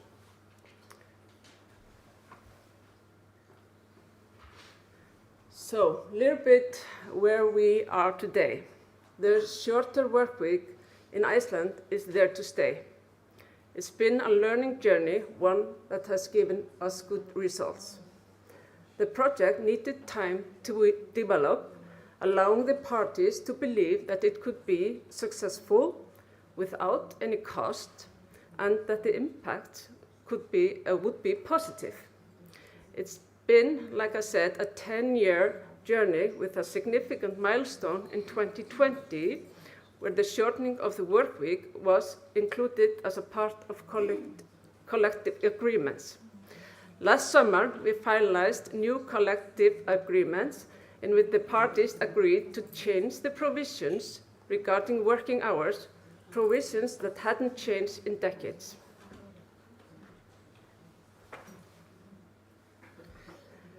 But to achieve success, it's important that the priorities are clear from the outset and that there are agreed upon methods among parties.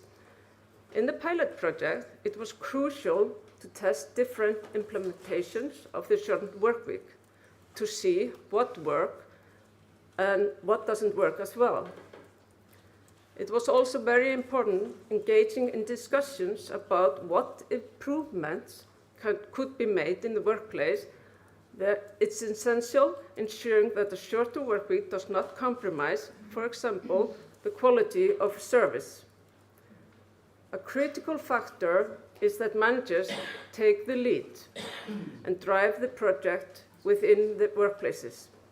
Therefore, in my opinion, it's vital to train them and provide them with clear guidelines and tools that managers can use to implement the necessary changes.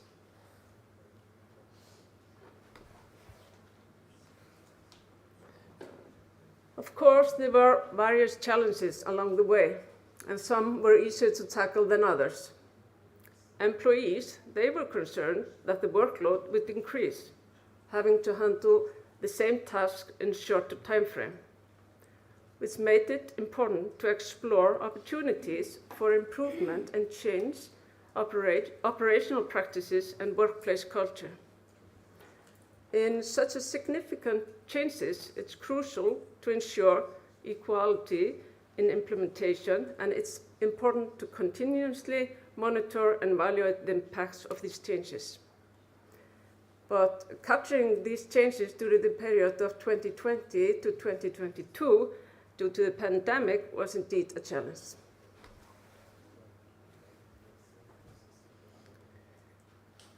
Well, what impact has a shorter workweek had? The result of all studies conducted during these years have shown positive effects, both in terms of experience of work-life balance and its impact on health, particularly mental health. Furthermore, surveys have indicated that satisfaction with the services has remained unchanged, and productivity has not decreased. In best cases, it may have even increased. Certainly, there may also be other factors that have influenced this, such as the digital transformation of recent years, and it has been a little bit difficult to differentiate those effects.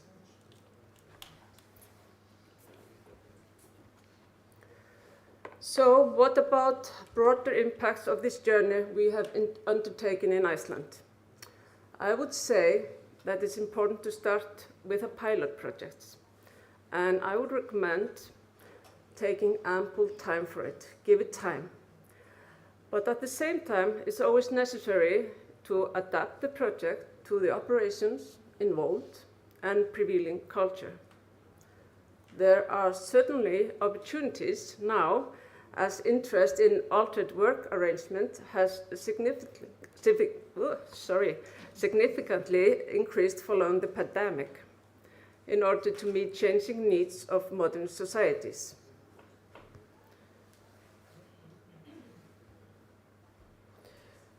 So now to the conclusion. My conclusion is that a shorter workweek can be successful, but it requires preparation to ensure that the project achieves its intended results.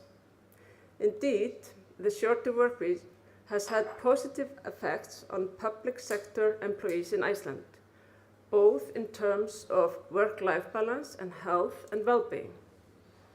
And I think it's truly great that we have managed to reduce working hours without compromising the quality of service or productivity. However, I believe it's important for us to continue exploring and monitoring the effects of these changes in working hours. A major milestone would be reached if the labor legislation in Iceland were changed to ensure these changes in law rather than just in collective agreements. We are currently at a significant transformation period in the labour market, and a shorter work week can lead to a larger changes such as increased gender equality. I just want to say thank you and wish you good luck with a shorter work week in Portugal.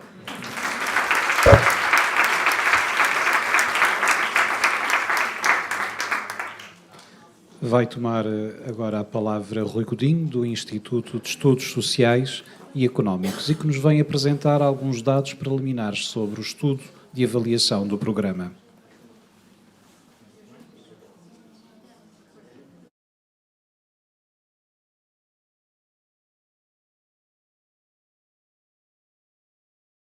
Bom dia, ouvem bem, não é? Muito gosto. A igualdade está aqui um pouco desfasada, mas não há problema. Sou o único homem na sala, não? 3, 4, 5. Muito bem. É com enorme gosto que aqui estamos a apresentar, obviamente, aquilo que ainda não está concluído, porque o projeto de avaliação, o estudo de avaliação está... Because the assessment study is still in its last stage, and I would also like to make a status of affair, and also like to greet the president of CIG, as well as the colleagues from the donor states who are here, and thank them for their presentation. I would like to talk to you about the purposes of this assessment, and we know that the umbrella of this impact is somewhat difficult because of the projects and the products that you have seen yesterday. And we know that they all have a very high potential of creating a recommendation and action lines and other products. But the impact is something difficult when it comes to the maturity stage of some progress. And so this is why the follow-up of all of these products and recommendations is a special aspect in the follow-up of this assessment. But this is about an analysis of the answers to the needs that were diagnosed. The results are positive, and as a result of a few decades' experience in assessment, I have never seen such a project that has been surgically built in terms of its programming. According to the design of these projects, and I know that there has been some calls, but the purpose was to provide surgical answers to the needs the country felt around this matter, and also a total alignment with a national plan on this field. So you are all to be congratulated in terms of this planning. And also you are in line with the government action programs. On the other hand, we had to determine the reach of these projects, and we will see the positive reach of all the metrics that have been contracted. We see that some areas are expressed in orange, and this reflects areas that are not covered in terms of, but they are within this pipeline of production. So the final report will include this component, but it should already be updated. Now, as for the quantification of current impacts, those that are foreseeable, because as I told you, the current impact is not that much achieved, but we have results, and these are the drivers for the impacts. that are included in the theories of change that we are building, because this is a theory-based assessment. Also, I would like to share with you what this process is all about. This desk research is still ongoing because we are building tables or grids to map each project in line with the typical effects that we should consider under the assessment. They are quite open, and they include raising awareness, research on gender equality, and also the opportunities for man and woman concerning the labor market and equal salaries, as well as promotion mechanisms. Yesterday, we had an example of projects that have the same goal. On the other hand, we see the criticism and recommendations when it comes to the implementation of public policies. We've had considerable amount of outputs, also to do with the possibility of changing these policies, advocacy, information, and capacity building. This more at the level of conciliation. Of course, good governance is a more specific area, and it has impacts in the territories and also is aligned with equality. But this desk research would allow to see the contribution of each of these aspects. Interviews were also carried out. I think we have to talk with you, Marimine. Well, I'm available, says Maria Mineiro. In this technical proposal, we decided that we should incorporate a quiz per survey. The results have been quite positive, although 10 answers are still missing. And I would like to call upon those of you here representing projects and who haven't yet been able to answer, please do so, because this inquiry is not that much long. It takes less time than the one on harassment, but we needed to have your critical views on this matter. Now, as for case studies, 10 of them are made, although 2 are still ongoing. Then we have the other programs, such as PT 2020. We see benchmarking, the capacity of establishing international partnerships, the funding amounts, eligible expenses. So these are some of the benchmarks that will allow to put some EA grant fundings in comparison with others. And all the results are, however, very much positive in favor of this program. So as for case studies, those in black have already been concluded, or at least we still have to interview 1 or 2 partners, and they enable clear view of the major impact this project had.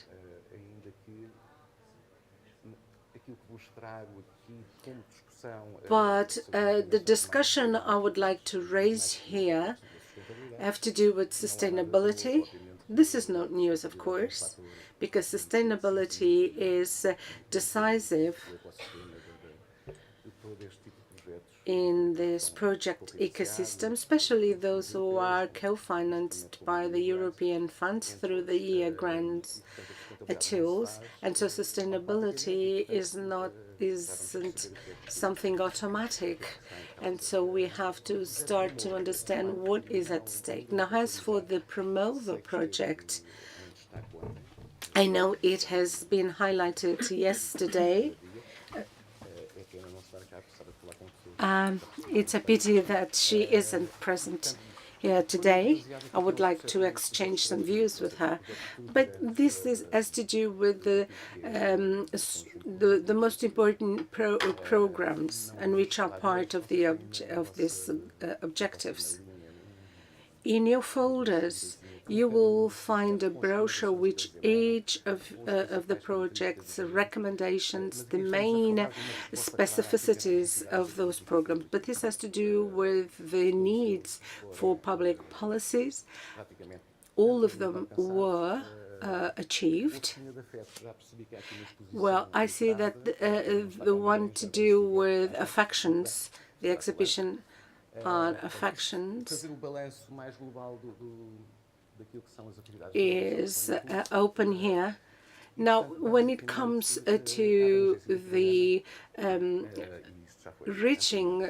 the outreach of this program, it includes 33 projects around these three areas in work-life balance, good governance, and violence against women and domestic violence. So we have 17 in the first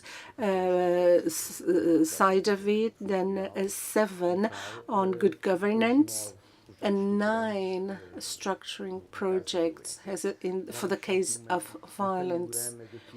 This is an overview of the territorial distribution of all of these interventions. They take into account national projects. 22 are of a national outreach, and this 22 include all of the territory, which is signaled, but we can see that 76 municipalities were touched by these programs. When it comes to setting up new practices, tools, and other important aspects. On the other hand, we see that they tend to be more towards the coastline, whereas the hinterland, although I'm not in favor of using this expression, the hinterland, because the whole territory is important. Now, in terms of coherence, as I said a while ago, these 3 main areas of this program were designed in accordance with the plan. So internal and external coherence of the CIG program is fully aligned with Portugal Mais Igual, which is a more equal Portugal. And as I said, in terms of the planning, the program agreement, indicators for each of the spheres of action, make this program to set an example of our work, the work of assessing and in setting up the programming theory. So the whole of the planning process was very useful for the assessment stage. This is an example I'd like to share with you. We can see some orange color translating the results of some outputs of outcomes in accordance with what was set up in the program agreement. Some of them are still being updated, and so these orange color are not a cause of concern. And as you can see, all targets were reached and some of them beyond. This area is in connection with the area of balance, and the indicators are very well defined, and the answers were therefore objective as obtained from the project analysis, because we have associated these projects to the outreach it had, which is considered to be positive. Now, as for equal participation for women in several systems, the orange bar is somewhat considerable, although it is still to be updated. But this is about the 200 indicators that the national statistics system has predefined. So this is still 0, because some of those indicators are being integrated in the National Statistic Office.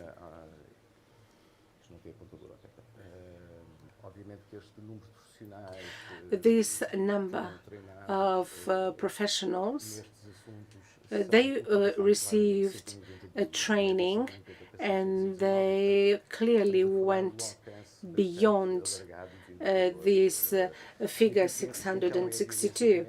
So as for domestic violence, we see that indicators are fully fulfilled, and I'm sorry that I don't have much time to dwell upon these issues, because you might have, we would have liked to discuss them further.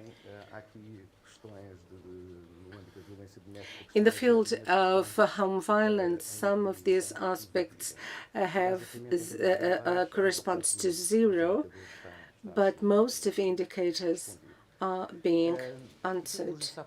As I said a while ago, sustainability is also another side of our concern, although it also has positive issues. This traffic lights tend to express the risk rather than what went wrong. Flexibility of funding of projects. Most of these projects wouldn't be funded through other projects, because this is because of the nature of European funds, and that the EA grants is indeed important. And on the other hand, the program was designed to bridge the gaps of public policies, and this will, of course, provide a major potential for sustainability when it comes to a practical level and several sectoral areas. We have some projects that have been edited after the funding, which is something interesting. We also see some changes in terms of practice, laws and inputs for public policy. We have conducted several case studies, namely at higher education, but this has reached stability. But in red, we see the risks, continuity of funding in these areas of course, this is a risk we have to tackle, but there are some cases where these aspects can indeed stop the funding. The evidence we have collected are interesting, and I think there are clear conditions to reactivate it, because this is a partnership including several public entities. Some of them may bring about a sort of a domino effect.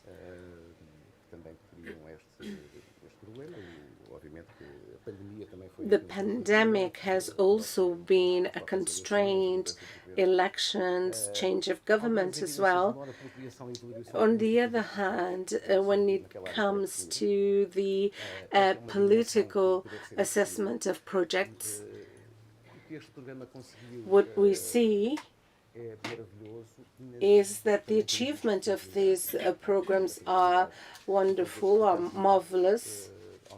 But we see that this could be more fragile within the framework of the current policy.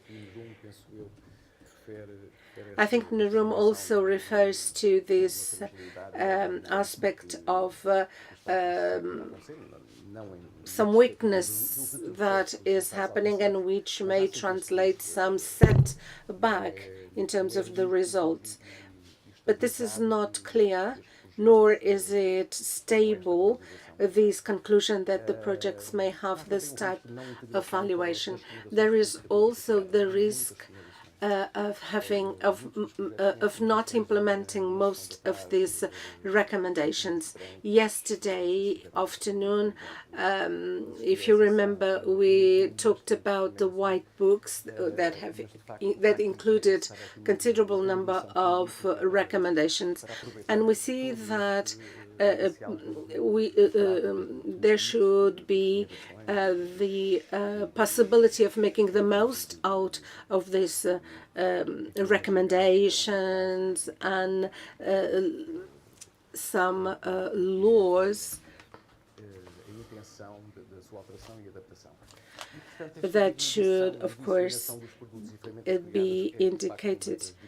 But we see that this is one of the most important sizes of this program. And in conclusion, bilateral cooperation, Joana Marteleira says, how should this be integrated in the day of bilateral cooperation?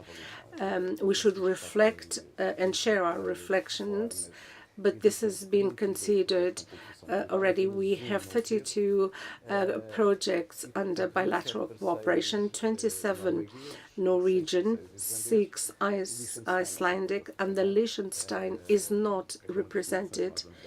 But this is a recommendation we will be doing because we would like to recommend the Liechtenstein to be more involved, because we have a considerably big Portuguese community in the Liechtenstein. However, the survey isn't yet stabilized. We know that more than half claim that the relationship that was established is maintained. And so they keep their relation with the donor countries. This figure may increase. But interestingly, the beneficiaries are clearly aware that the goals have been achieved. Some cases were problematic. We have seen some problems in connection with a limited budget, and this ends up reducing the scope of actions from these donor states. On the other hand, we have seen that it is somewhat difficult to mobilize international stakeholders, and then we have legal barriers and administrative barriers. We see that in the level of foreign language, we see that this was a case of the past, and it's no longer a difficulty. But as for preliminary results, they are quite positive. Knowledge of other reality, other experiences, other know-how. Yesterday, we've had good examples of adoption of Norwegian and Icelandic models that can inspire towards the products that were created. But also we see that Portugal ended up influencing and changing some practices from the donor countries. And some cases we have seen that there is a transfer of these achievements towards the donor countries. On the other hand, we see that contact networks were amplified. We see, for instance, that there has been technical contributions for the development of products. And then we see the possibility of carrying out comparative analysis on the legal framework, intervention means. We've had some example of this today, and the cooperation among all the bilateral entities, and we hope that this will also happen in the future. Nevertheless, some risks are still subside. They still subside. So we see that the answer hasn't been that much positive when it comes to making some partnerships more formal. We see, on the other hand, that the assignment from partners does not allow a more intense participation, especially in those projects that started in the beginning of the program. These were more conditioned. We see some cases, not that much, where we haven't felt an added value of the partnership. And in connection with this nature of the selected partner has not always been the most adequate one. So these will certainly be one of the recommendations for improvement of bilateral cooperation. We have seen also difficulty in establishing regular communication with the partners. But these are the main aspects of the most successful projects. And all in all, this is what I had to tell you. I'm sorry I didn't bring any more results. They are being concluded. And I see that we have representatives of a beneficiary entity here, so we can set up a meeting. But in the case of Promova, we might need your help, but we will insist towards concluding this program over the few weeks. Thank you so much.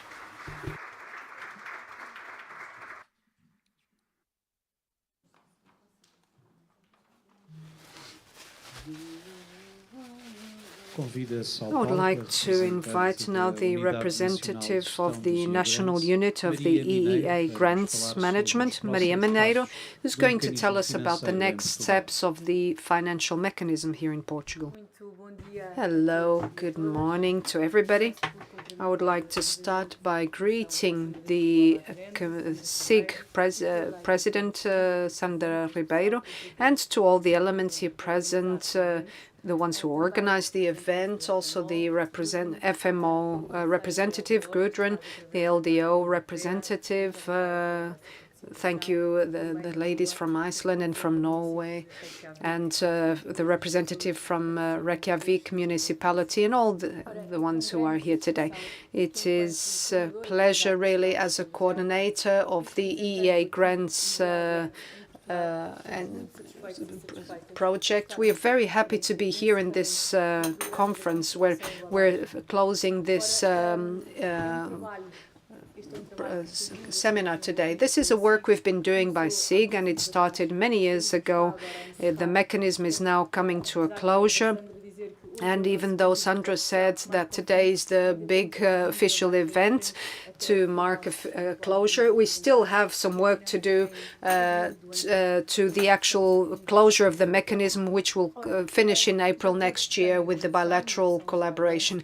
Everybody knows what the EEA grants is about, but just to say that this is a funding mechanism, financial mechanism, very important for Portugal, because Portugal is one of the beneficiary countries since its incept in 1992. This is an agreement signed between the EU states and Norway, Liechtenstein and Iceland, which allows the participation of these three EFTA states in the European Union market, with the goal to reduce the economic and social disparities among countries, and the second to reinforce the bilateral relations, or cooperation. This is a 1992 agreement, but it was in 94 that it actually came into effect. We are now in 2024, 30 years later, from the incept of this EEA project, and it's a privilege to be celebrating where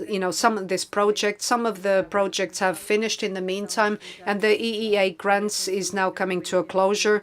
And in October this year, we had an official ceremony that was held here.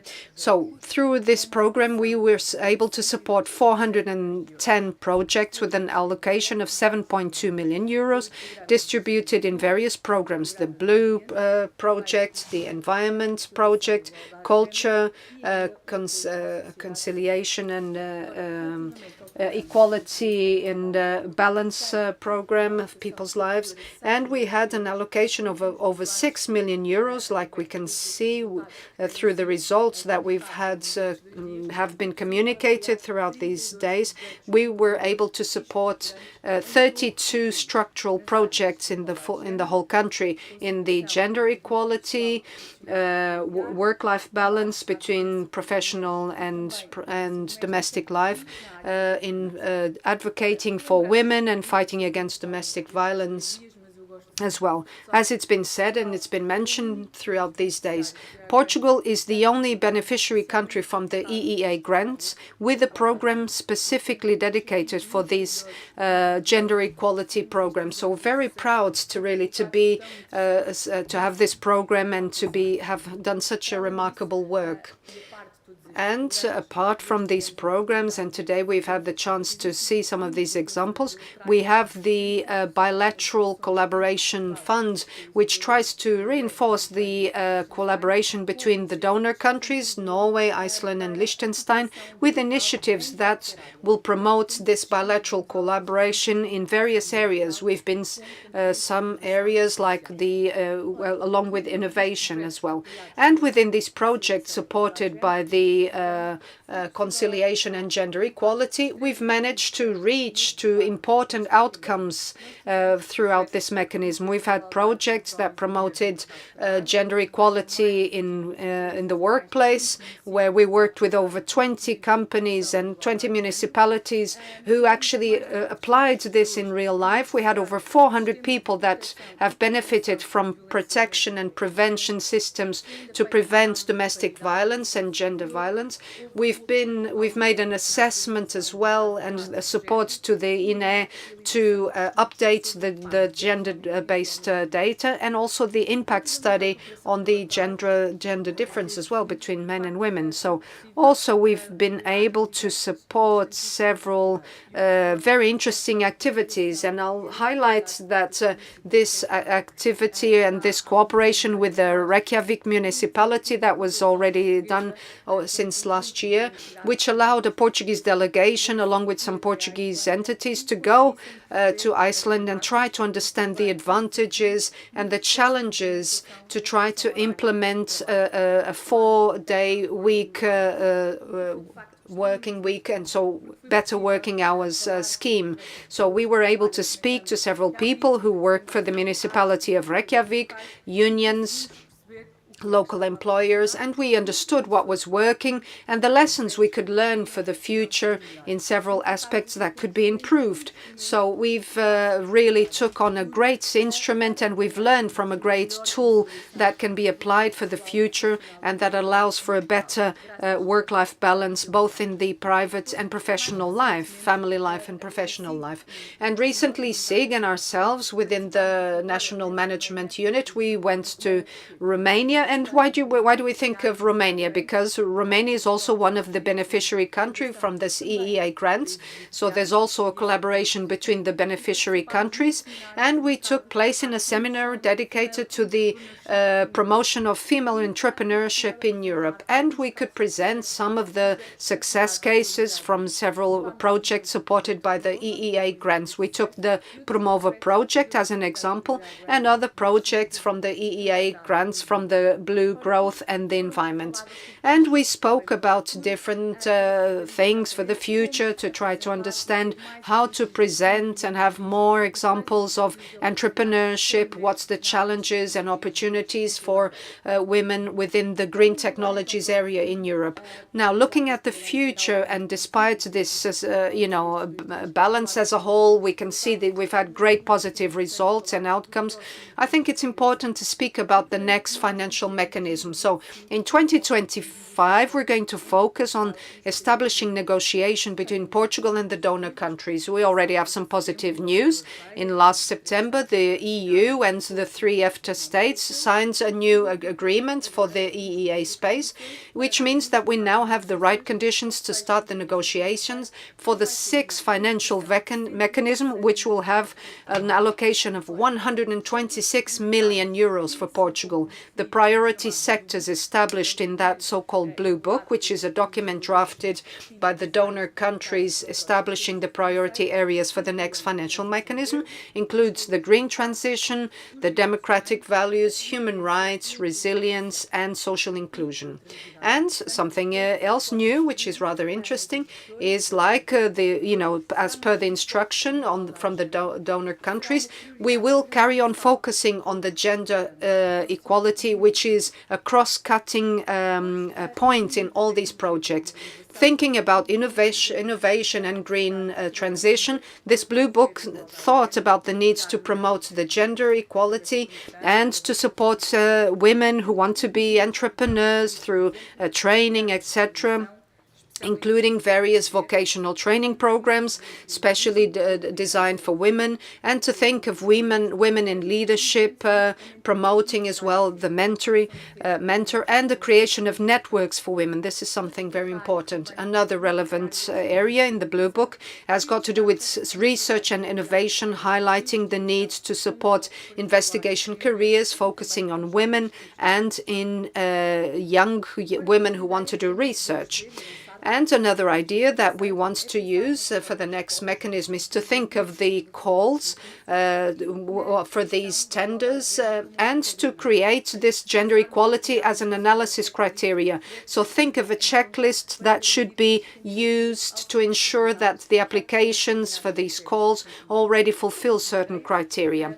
And another point, I think we can all agree with that the expectations for the next financing mechanism are very high. The bar has been set very high, and we've rather focused in Portugal to develop the negotiation now at the beginning of 2025. I would like to highlight as well that we undertook a kick-off meeting already between Portugal and the donor countries, and this has been shown the importance to maintain the focus on the current areas of the financial mechanism and keep them as a priority for the next mechanism, which is the C, the environment, culture, and the gender equality, due to the bilateral relevance of the theme and the results, the outcome that we've managed to achieve with this mechanism, with the current mechanism. And of course, it's very important to think of innovative sessions and actions. This is something that was highlighted, and also to carry on using to the most the participation of the donor countries in different stages of this program to ensure a real good connection between the program operators, so the entities who will be responsible for leading these projects, and the donor program partners who will be the ones who will actually assess and work with these areas and work with these operators to develop these program areas and to follow up also the evolution of these areas and the outcomes throughout the next financial mechanism. I would also like to say, and just to finish off, I would like to speak about the sustainability of these projects. So this has been mentioned throughout these 2 days. It's very important to think that the outcome that we've achieved through or want to achieve through the partnerships will have a lasting impact throughout these mechanisms, and throughout these projects. So we want to carry on showing or making sure that this is EEA heritage will carry on being more competitive, more inclusive, and better than ever. I would also like to give a special thanks to the SIG team for all the work that they've undertaken throughout this financial mechanism. This is a work which started many years ago already. This is a daily work that has got its challenges. Some days are more challenging than others, definitely, but it's thanks to SIG and thanks to the whole team which it's been possible really to carry on working, doing this joint work and all the work that's been developed through the promoters, the partners, the donor countries, the FMO. We've been able to do that through this joint collaboration. So I would like to say that these results have only been able to be achieved with the hard work of all these teams. And also I would like to finish off by wishing everybody not so much a great conference, but great exchange of ideas after the conference, really, because all the stories we've heard, all these contributions definitely will help us to think better when making decisions, more creative decisions to make a more competitive and fair society for everybody. Thank you so much, and I wish you a great day. Estamos quase a chegar ao final do seminário Igualdade em Ação. We're about to reach the end of this seminar, Equality in Action. It's been 2 intense days where we have talked about the impact of this program, gender equality, and this could only make sense thanks to your presence. We know there is still a long way to go. Anyway, we should be able to now welcome the choirs that will, a typical choir, they bring in very special melodies from different parts of the country. So we hear, please remain with us in order to listen to this group, the vocal group, Fio Ameada.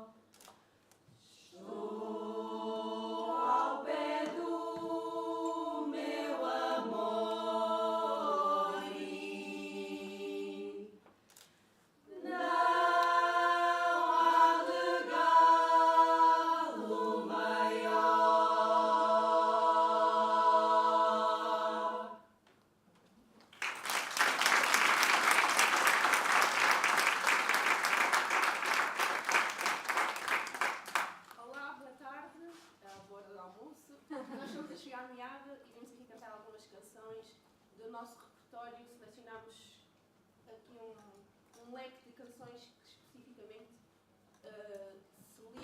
We're going to sing a set of songs, and we're going to sing about things like the gender equality, which is a theme that we like to approach. And whenever we have a song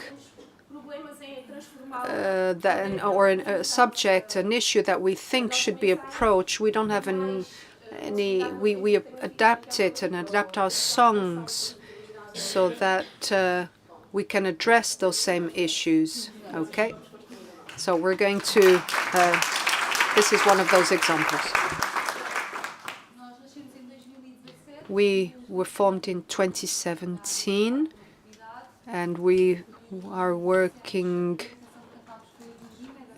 We got together. The first song we sang was from Beira Baixa, a region in the northern Portugal. And also we are here to represent all the women, the ones who are, living now, the ones who lived before us, our grandmothers, great-grandmothers, and to think of all the women. Many times we read about stories really that depict the challenges those women had. And we're going to sing two more songs that showed the work, which is the work of a seamstress. And we wanted to send you. Can you hear me well? No.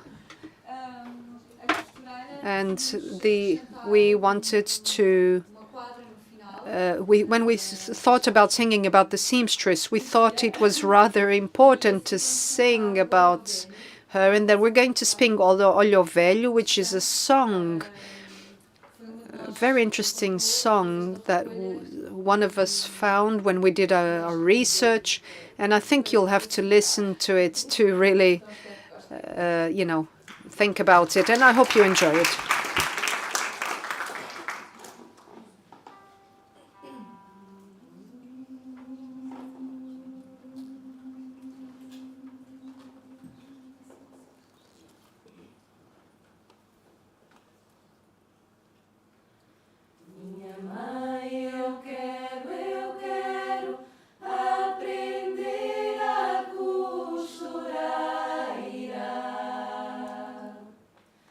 Minha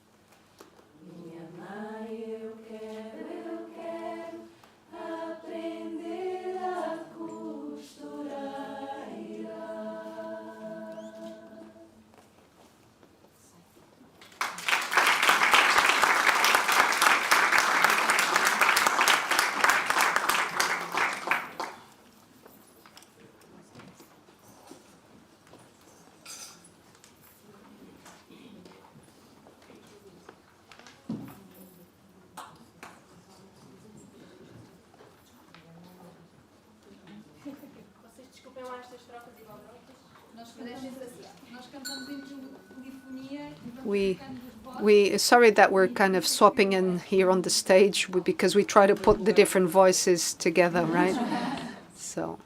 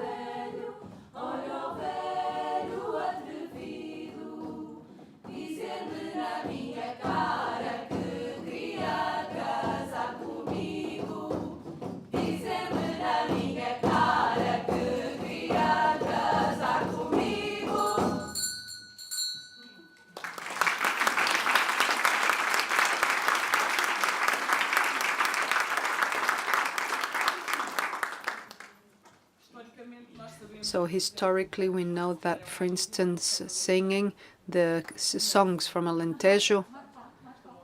Okay, can you hear me? So we know that as regards, okay, you know, the typical songs from Alentejo, we have quite a lot of songs that are sang mainly by men, and this means really, this clearly shows the space that women had, you know, in the past, which we all know from our grandparents, you know, where so they all worked in the fields, the songs were sang in the fields, but at the end of the day, that famous kind of workload at home was actually up to the women, you know, working hard in the kitchen. And then the men would go to the taverns, to the local bars and sing, you know. So these older songs really come to our days, and we've been doing our research, like I've said, and whenever we find these old like singers, we like to listen to them, and we like to, we've been to several villages, and we try to look at and do our research to see if we find women that or songs sung by typically by women. today. Now we're going to sing a few more songs. One that was from the Beiras area, which is São João. I think we all kind of miss the São João, one of the typical saints celebrated in the summer. And then we're going to sing a typical song from José, which is a typical chap from Alentejo. And we need to think that this place of women having a voice in songs, this is something that it's in certain places in the world. Sadly, women cannot sing in public, and or the women cannot sing altogether. So if we think that, you know, if a woman is not allowed to sing, we would definitely lose our power. So we'll carry on fighting against that.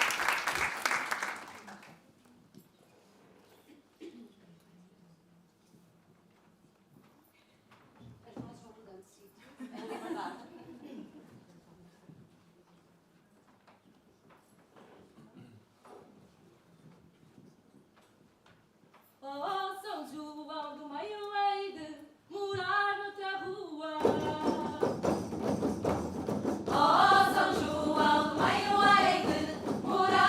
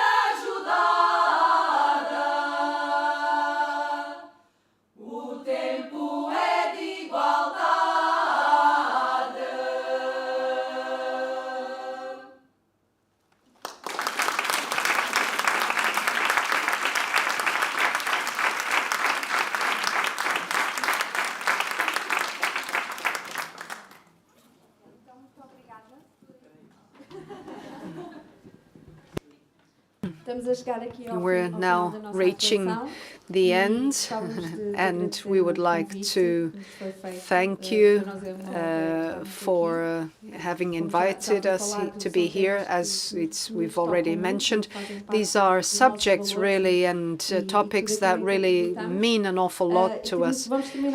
And we're going to finish off our performance with a song which is part of a show that we prepared this year to celebrate the 50 years of the, freedom here in Portugal. And it's called Freedom Indeed. And on the 8th of March, we're going to be in Sobral de Montagra. And we've not done this in Lisbon yet. So if you want to hire us to perform here, by all means.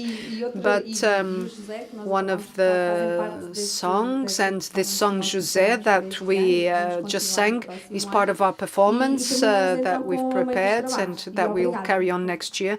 And we'll carry on. And thank you very much.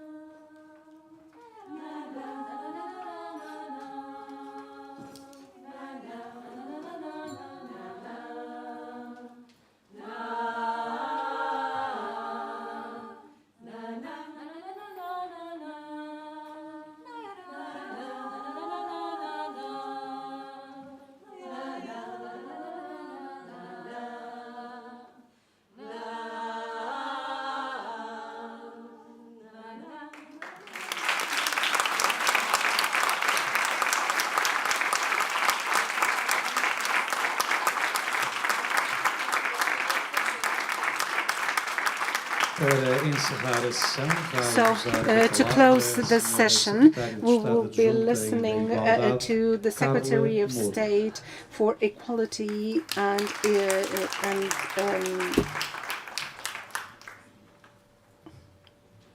the name is Colin Moore. So, ladies and gentlemen, it is an honor for me to address to you in order to close this final seminary of the program Work-Life Balance, Gender Equality and Equality in Action, the impact of the program in the life of the persons. Let me start by greeting all the entities that have contributed for the success of this event. I would like to greet Grudem in representation for the Norwegian Equality and Anti-Discrimination Ombud, and also Maria Mineiro, also to Sandra Ribeiro in their capacity of President for the Commission for Gender Equality, to Taram, the Norwegian Equality and Discrimination Ombud, and also to Joanna Mertleira and the team of the EA Grant team who are present here, and the CAG. I should also greet all the EA Grant team who has implemented this fund. Also, I would like to greet all the moderators, the speakers and the experts, the technicians, journalists and the artists, as well as the stakeholders and the participants present here, as well those who have followed us online over these 2 working days. I know you are not present here in the room, but I wanted to greet the artists who have just left. And I only regret that they have a music and an instrument, a musical instrument, which is the doof, the drums, that is played by women in my region, especially older ones. And for me, this music that they have sung from São João, which is it's very dear to me. So to all of you, my profound acknowledgement for contributing for this meeting that is essential to consolidate the impact of the world we've been developing. Today we celebrate our victories, our conquests, and we look at the results of a program that was not limited to achieve goals, but they have allowed to create new practices, new realities, and also to ensure our future a more egalitarian future. And through this 33 innovative and structuring project with a total investment of 7 million euros, this program, the work-life balance and impact on people's lives, this has brought about a tremendous impact which in the fairer lives of the persons. Programs such as home violence and gender violence, support to victims, and vocational training and efficient prevention of violence. It has also promoted programs such as good governance by investing in strengthening institutions and in setting up new instruments and data to sustain public policies that are more inclusive for all. These results, as we've seen yesterday and today, are impressive, and they have been very important to our countries. New tools have been created, and they are long-lasting. So this is a program, a sustainable one. And they brought about an improvement of database of our National Institute of Statistics in the field of gender equality, and also in the development of innovative practices in the management of cases of home violence.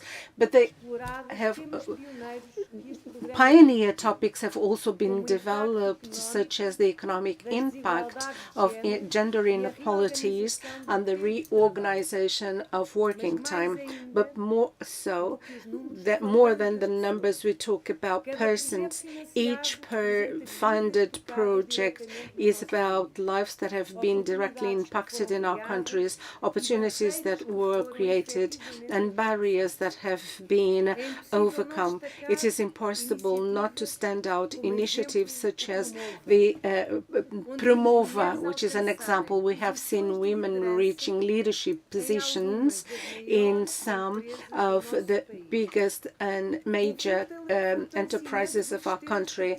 And when we see the strengthening of the national statistics system, we allowed for more reliable and disaggregated data, which is tools we can't do without in order to sustain more efficient public policies and to promote gender equality based on evidence.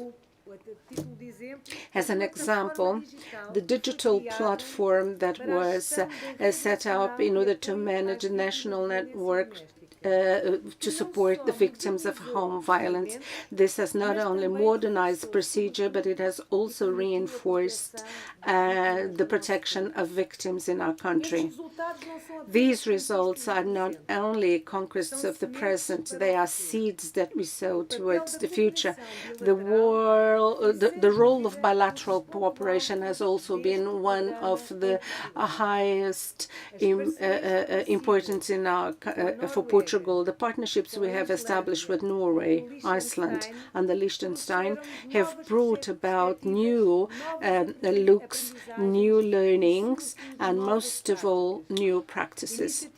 Initiatives such as the quiz on sexual harassment on the workplace and the exchange with Iceland concerning organization of working time, these have shown how international dialogue and bilateral dialogue may enrich our national policies.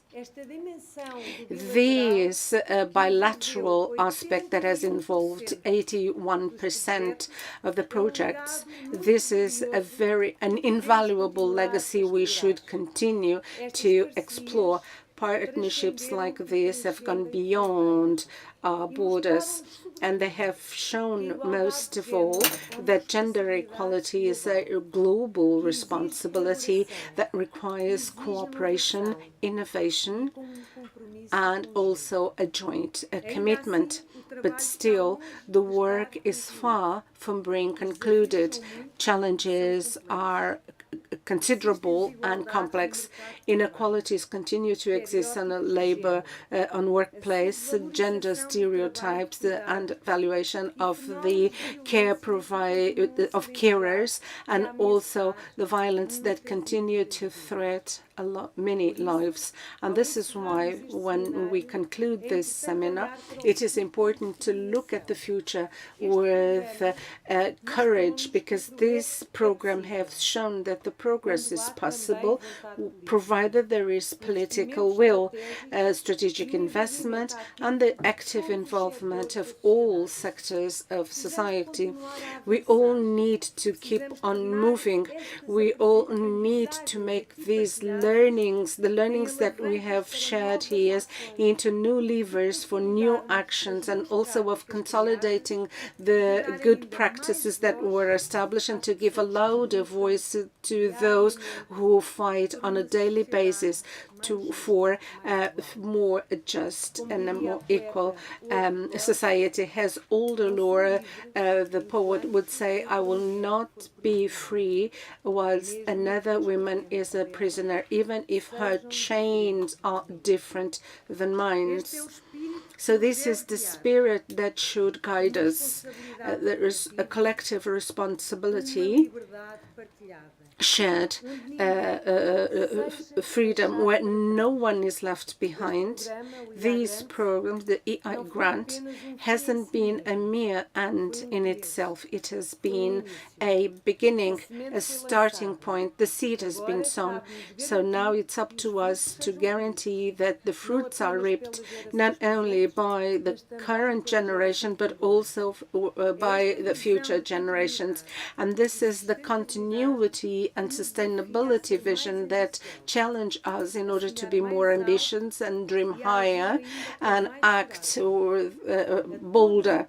And to all who have contributed for the success of this program, my deepest acknowledgements to the donor states and to the Financial Mechanism Office for the support that we couldn't do without. So our thank you very much to the CIG team, to the EA Grant team. Thank you very much for the very serious management and the commitment you had with transparency, to the promoting entities and stakeholders for their capacity of transforming ideas into solutions, especially because they make a difference.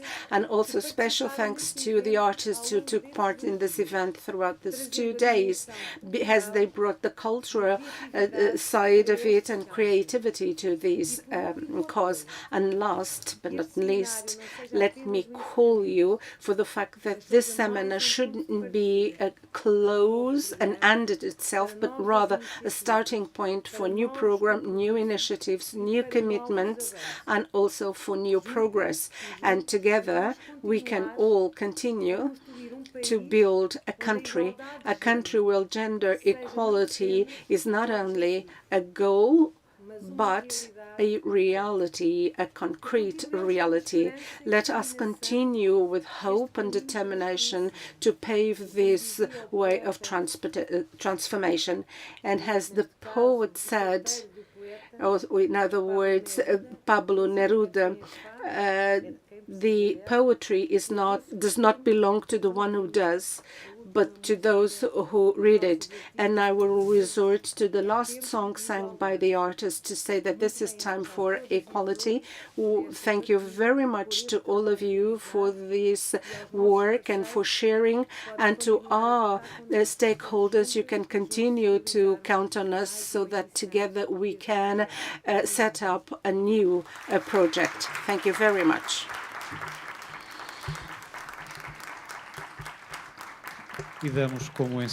And we bring this session to a close, and thank you very much to everyone who helped us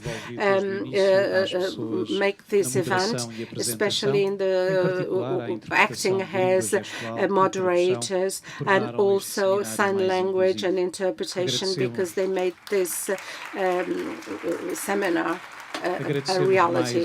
Thank you very much, because we acknowledge the presence of all of us here and remotely, and a lunch would also be served to all of you. Thank you very much and have a good lunch. See you soon.